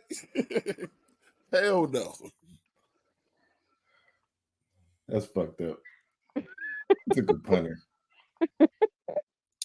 Nah, what's fucked up is somebody give him another punter. Oh my god. Oh, we on the clock twice. Back to back. Audric Estime. See if he's still there. Let's take Bell. Because we never took a tight end. Did we take a defensive tight end? Oh, yeah, we did. Man, was Bell available when we took tight end? Yes. I would have waited, man. I wouldn't even take that tight end. We didn't take tight end. We didn't take a tight end. Oh, I don't think we took. It's gonna we be didn't take a tight end. We took a center. Look at tight. Oh my lord! Just look at tight end and running back. Y'all about to have heart attacks over here. Oh, Shipley, huh? You gotta click them both at the same time. Damn Shipley. I remember when he was supposed to come out last year or year before, whenever he was supposed to come out, everybody was like, "Oh, he's gonna be." Yep, there's Bell. Trying so bad to make Will Shipley the next fucking C-Mac. Get the fuck out of here. Yeah, I know. Yeah. They pushed right throat. So let me get Frank Gore Jr. as an undrafted free agent. Well, somebody say something else about Frank Gore Jr. He is not good.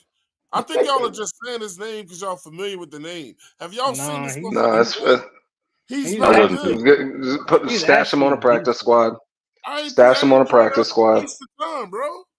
Stash him on a practice squad. I would take Bell here. This is why we shouldn't have took 2 wide receivers back to back right here. Oh, man, God. We could have got Luke McCaffrey right fucking here. Florida State fucking picks.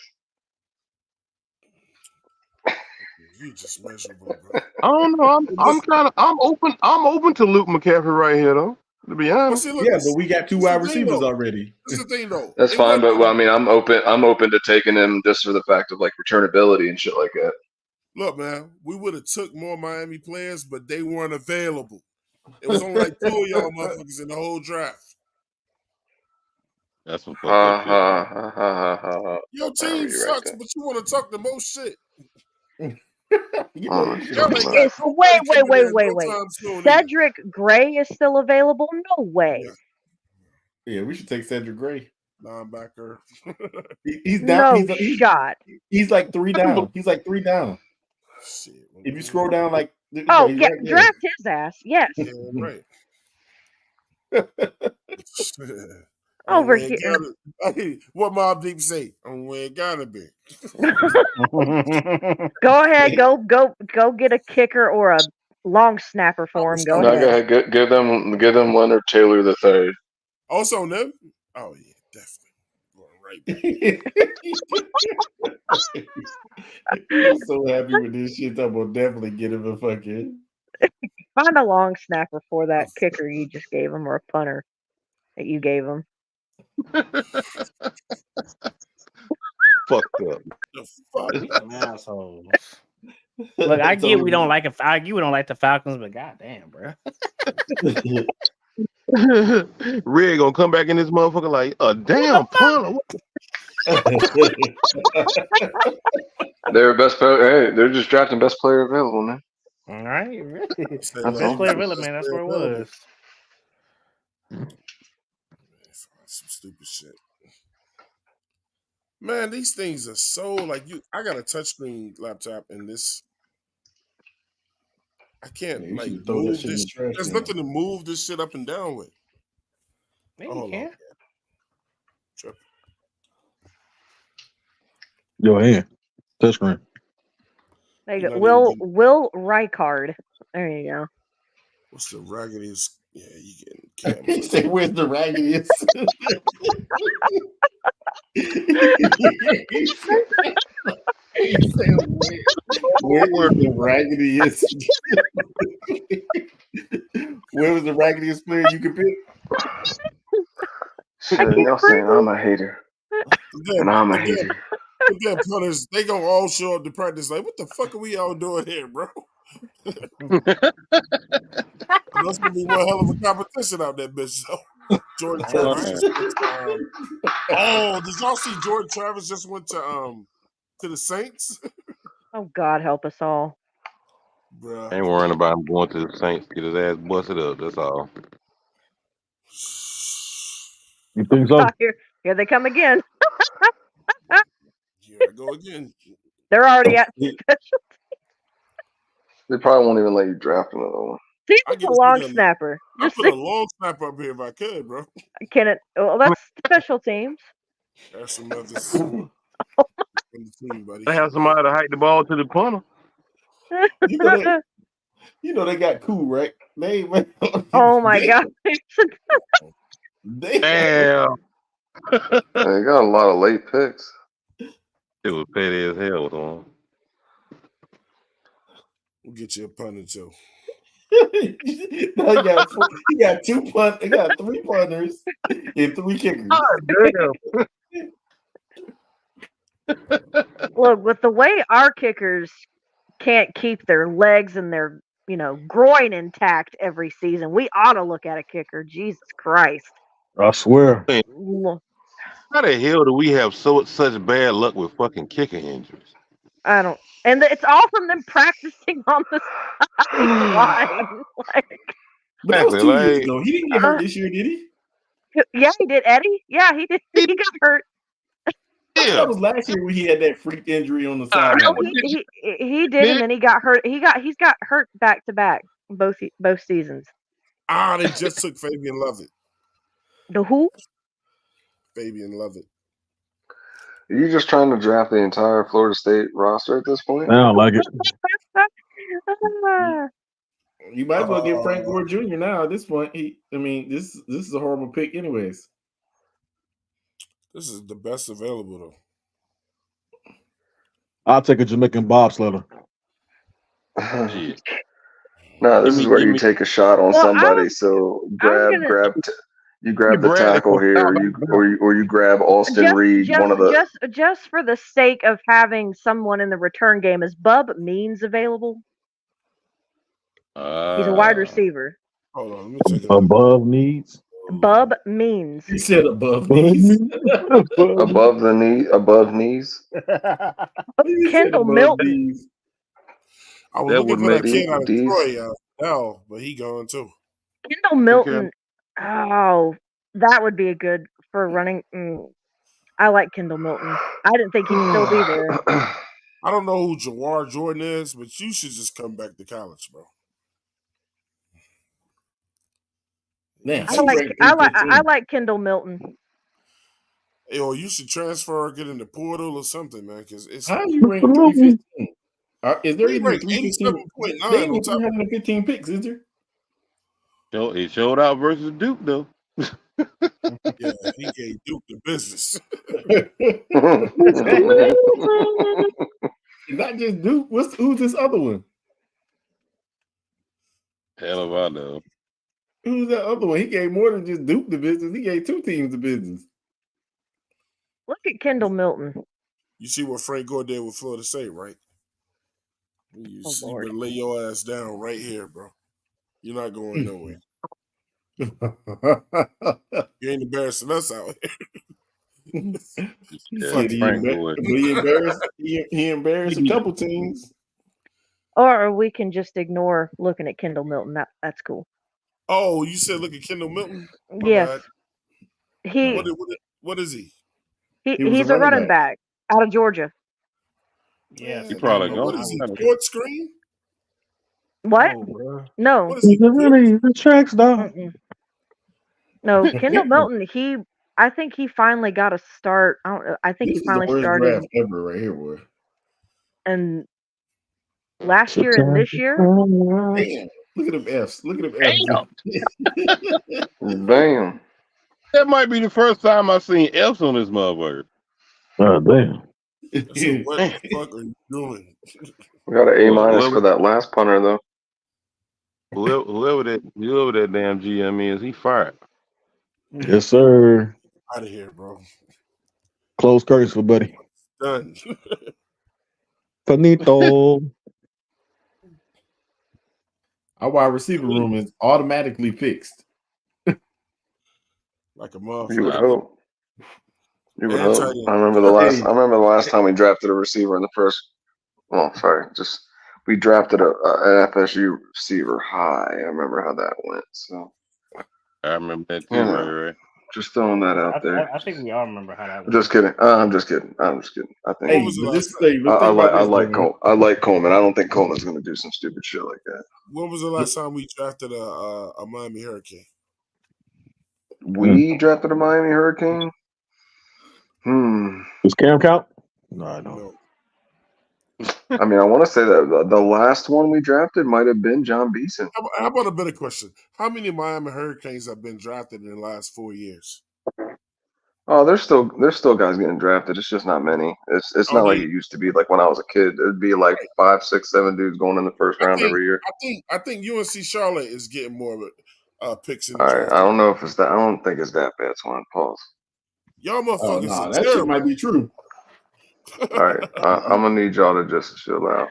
I'm not gonna lie, Twan. I almost said if you wanted to look at edge, Ayabi was definitely there at that 7th pick. He could just saying.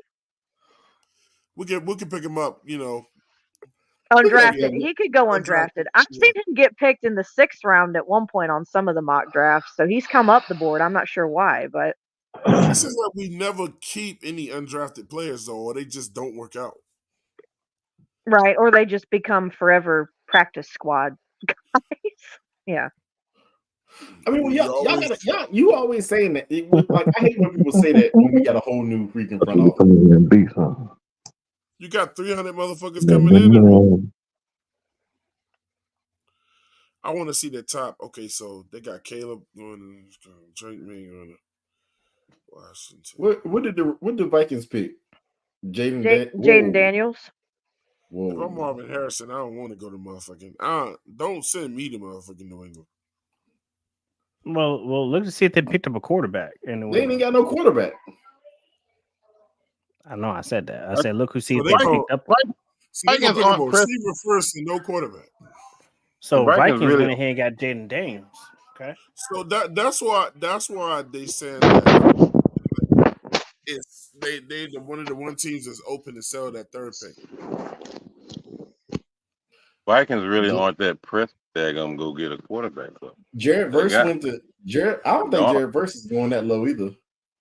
Not to the Eagles, no. I don't think Jared. I think Jared Verse don't make it as out of the top 15. Yeah, I see him going top 15. Not that top 10 bullshit like Twan be singing, but I mean, I could see him going top 10 if it wasn't for the fact that fuck no, not this year. I feel as though Verse is definitely going top 15. I just don't. The only reason I can see him if it wasn't no, I take that back. No, definitely top 20 now because there's going to be such a run on quarterbacks and shit. So no, I take that back because of the quarterback bullshit. It's going to push him back, but originally I would say there's only 4 15, quarterbacks in the first round. But in my opinion, it's definitely top 20. He'll definitely pick about 20. How many quarterbacks you think going? How many quarterbacks in the top 20? In the top. I mean, the top 10. I mean, top 32. So in the top 30, we might see at least 5. I mean, we might see 5. 1, 2, 3, 4. Looking at, I don't know. I mean, Penix might slip in there too. Like, I think somebody's gonna take a chance on Penix around. I think Penix will go in the top 15. Gotta see a good landing. I gotta see a good landing spot for him. Wow. I can see him landing in freaking Minnesota. So how many quarterbacks? I can see him landing in Minnesota. I can see him landing with the where's the Raiders picking at? I'm not sure, Nick. 13. They got Talisi Fuaga. Y'all want to do it one more, or y'all good with this? Or y'all want to do one where we trade up, trade back? No, I'm good, man. I got ready for work in the morning. Okay. Let's say my alarm's going off in 5 hours. Any other subjects y'all want to touch on tonight? Not that could be wrapped up in 15 minutes or less. No. Well, yeah, we can all. Red cussing your ass out later on. It'll be all right. We're gonna replay this and be like, what the fuck? Well, look, man, I'd like to go ahead and thank everybody, man, for another edition of the 704 Charlotte Bound Show, man. 42 people still in the chat, still hanging tight with us, man. I want to thank everybody that came over here and showed love tonight. Please hit the like button if you haven't hit the like button already. Look, we're going to be coming more and more this week, man. False or whatever. Coming with shows. No Diddy. No Diddy. Shows, I'm not about to start that no Diddy shit. I ain't gonna get it. You don't even know if that man did it or not. Hey, Harlem.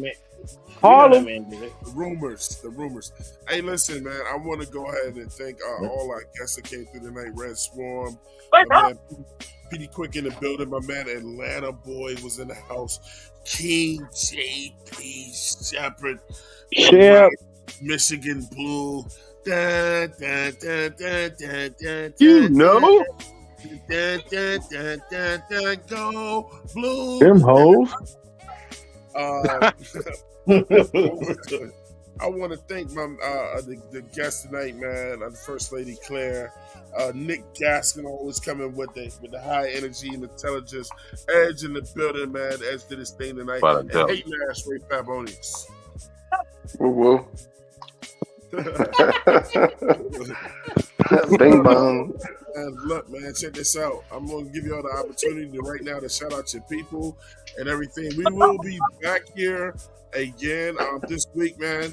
We will be having we are running the draft live just like we do with everything else. So make sure you get in here quick and early. Make sure you sign up for a membership again, man. Hey, look, we've been missing a lot of fights, that you could have seen for free over here with us. You know what I'm saying? So, look, man, it's going down this week. 2 more days? Yeah. 2 more days. And the thing is, really, it's 3 more days for us because we ain't got no damn thing. Well, no, but we'll all be watching round 1 just to see all the drama unfold. Absolutely, man. Absolutely. Any moves made. Petey Quick, man. Shout out who you want to shout out. Shout out to the whole 704 podcast, man. Y'all really been doing your thing. Like the growth that you guys and where you guys are headed as well too. Wish you more success. Please go live more. I don't know what the heck y'all got going on, but y'all need to get it together. All right. We will, man. We back. Yeah. We've Give been me the saying empty promises. kinds of things, bro. Trying to hear that shit. Hard work and dedication. Blood, sweat, tears, and germs. Hey, man, hard work and dedication, man. And My germs. man, JP Shepherd. Hey, and shout out to the full 704 Bound Show, man. I always enjoy my time when I'm here, man. I feel like y'all niggas is a part of my daily life now. Cause if I ain't talking to you up here, I'm talking to you on Twitter. Yeah. Hey, we'll take it though. We'll take that. We appreciate you. Yeah, no doubt. Hey, Ed. What's up, Ed. man? What's up? We at it. Week 2, homie. Week 2. Week 2. Week 2. Also, man, look, shout out. I don't know, I figured you know. I mean, the only reason I'm saying this because he posted it though. But look, man. Hey, man, shout out to JP being a dad, man. He got the cutest little kid, man. You know what I'm saying? Oh, you had your kid, man. Yo, congratulations, homie. I don't know. Hey, look, I don't know. That kid too beautiful to be JP's, man. Man, I don't know what to pick that as an insult or a Yeah. Either way. Whatever you feel like. I appreciate it, Twan, but that picture there. Oh, hold on, well, Twan, because I've talked with JP about this. Go ahead, JP. Go ahead. Yeah, I appreciate y'all for congratulating me on my son or whatever, but that picture is old. My son is actually dead now. Oh my God. No. Yeah, I've talked with JP about that a while back. Yeah. I don't think you saw the whole post. If you saw the retweet part at the bottom, that's the question of if you could go to heaven for a day, who would you go to see? So I put. Oh, my bad, bro. Nah, y'all good. Y'all didn't. Nah, y'all good. Y'all didn't know. I want a resume hide right now, bro. Damn. No, Twan, man, you didn't know, man. It's all right, man. It ain't something that I, bro, like that just, damn, bro. My bad, Jay. Yeah. Nah, you good, man. You good, man. It ain't something I regularly talk about and air out on the regular or nothing like that. So y'all didn't know. I appreciate the love though. Hey, man. Man, I'm bad, bro. He was a pretty baby. He was a very pretty baby. I will say that. Very pretty. Very handsome. I'm up here cracking fucking jokes, and I'm like, Nah, you good, boy. No, man. I understand. Trust me. You good with me, bro. Don't beat yourself up about it. Turtleneck right now, so I could. All right, bro. Hear the chat right now, so all right. Yeah. Shout out to JP, man. Shout out to JP. Hey, look, man. I'm, I just gotta put a prayer in, with that too, man. So shout out. Oh, JP, no doubt. Man. I appreciate that, Juan. Hey, Ed, shout it out. Yeah, hey JP, yo, my bad, bro. I didn't mean that, bro. I didn't know and everything. But hey, look, man. Hey, look. Your son may not be here, man, but he's with you in spirit, man. You got a family right here with you, dog. So we're gonna be here with you for you, bro. So no doubt. Yeah, man. So I got nothing else to say, bro. I got nothing else to say. You gotta come down meet and greet, bro. Yeah. Y'all never let me know when y'all was going, if y'all was actually gonna do another meet and greet. Oh, we're gonna let you know. Oh man, of course. Oh, okay. No doubt. Yeah, I'll be up in there. Bro, that's gonna be great. Nick, what's good? Shout it out. Yeah, man. It's shout out to everybody who came in and visited. JP. Hey, look, I want to do your shout out, Nick. I want to do your shout outs. Huh? Yo, I want to do your shout out. Yo, this Nick Gaskins. First of all, those mock drafts were shitty. I didn't like none of them shits. Shout out to my wife. You know what I'm saying? I should have just been with her tonight. Damn. I am not that bad. Nick said, listen, but I just want to say, shout out everybody that stepped in, and I'm JP just came in here with that bullshit though. That JJ McCarthy bullshit he came in here with. But that, fuck I did for that bullshit, nigga. We still let him live though, just a little bit. Defend my boy, trying to throw him in the dirt like he trash. We expect nothing. We expect nothing less, JP. They pick him up with the valet trash. How about that? Damn Pick him up with the valet trash. Not the valet trash. We ain't gonna put him in the hood trash with the bum juice and all that stuff coming out. We put him in the valet trash with the napkins and the boxes and stuff like that. Where the recycling is sorted. God. All I can say is JJ got a ring and Travis don't. Hey, God. Anyway. I can't say shit to that. You're right. You can't. Like, damn. Okay. Shout out to my co-hosts and everybody who came to visit with us on the actual podcast. Shout out to everybody in the chat. Thursday's going to be eventful. Friday's going to be more eventful if you're a Panthers fan. Let's just all be patient and we'll just be blessed with whatever draft picks that we get. There's going to be a lot of talent. I think you could go wrong, but I think at this point we can't afford to go wrong. And we're just going to have to take it as it comes. Keep pounding, y'all. Absolutely. Now Bryce Young sitting there. Y'all said what me? Yogi. Listen, Yogi himself. So obviously, appreciate everybody coming through. Shout out to everybody for the continued support. I'll continue giving away them free memberships too. Make sure you enable gifts and under your YouTube account in order to receive those. And obviously, yes, even just off the strength of supporting us, obviously you could just straight up grab a membership as well. But yes, shout out everybody in the chat, everybody on this panel right here, and shout out the family. Shout out 704, miss you, bro. It's coming up with every summer it starts to get pretty fresh in the mind. So coming around that season, it's your time. So I just want to start shouting you out again already. Just shout out the step. Obviously you're always on our minds, and you're always you're right here, especially every time we go live. But I just want to call attention to it as we end the show today. So shout out you, Step. Miss you, bro. Love you. And shout out all the support here. Much love, y'all. Okay, man. I want y'all to stay for a few seconds too when the show is over with, though, man. Look, I could say other stuff, but I don't have to. Hey, Ray. I feel some bullshit coming. Go Knicks, bitch. God.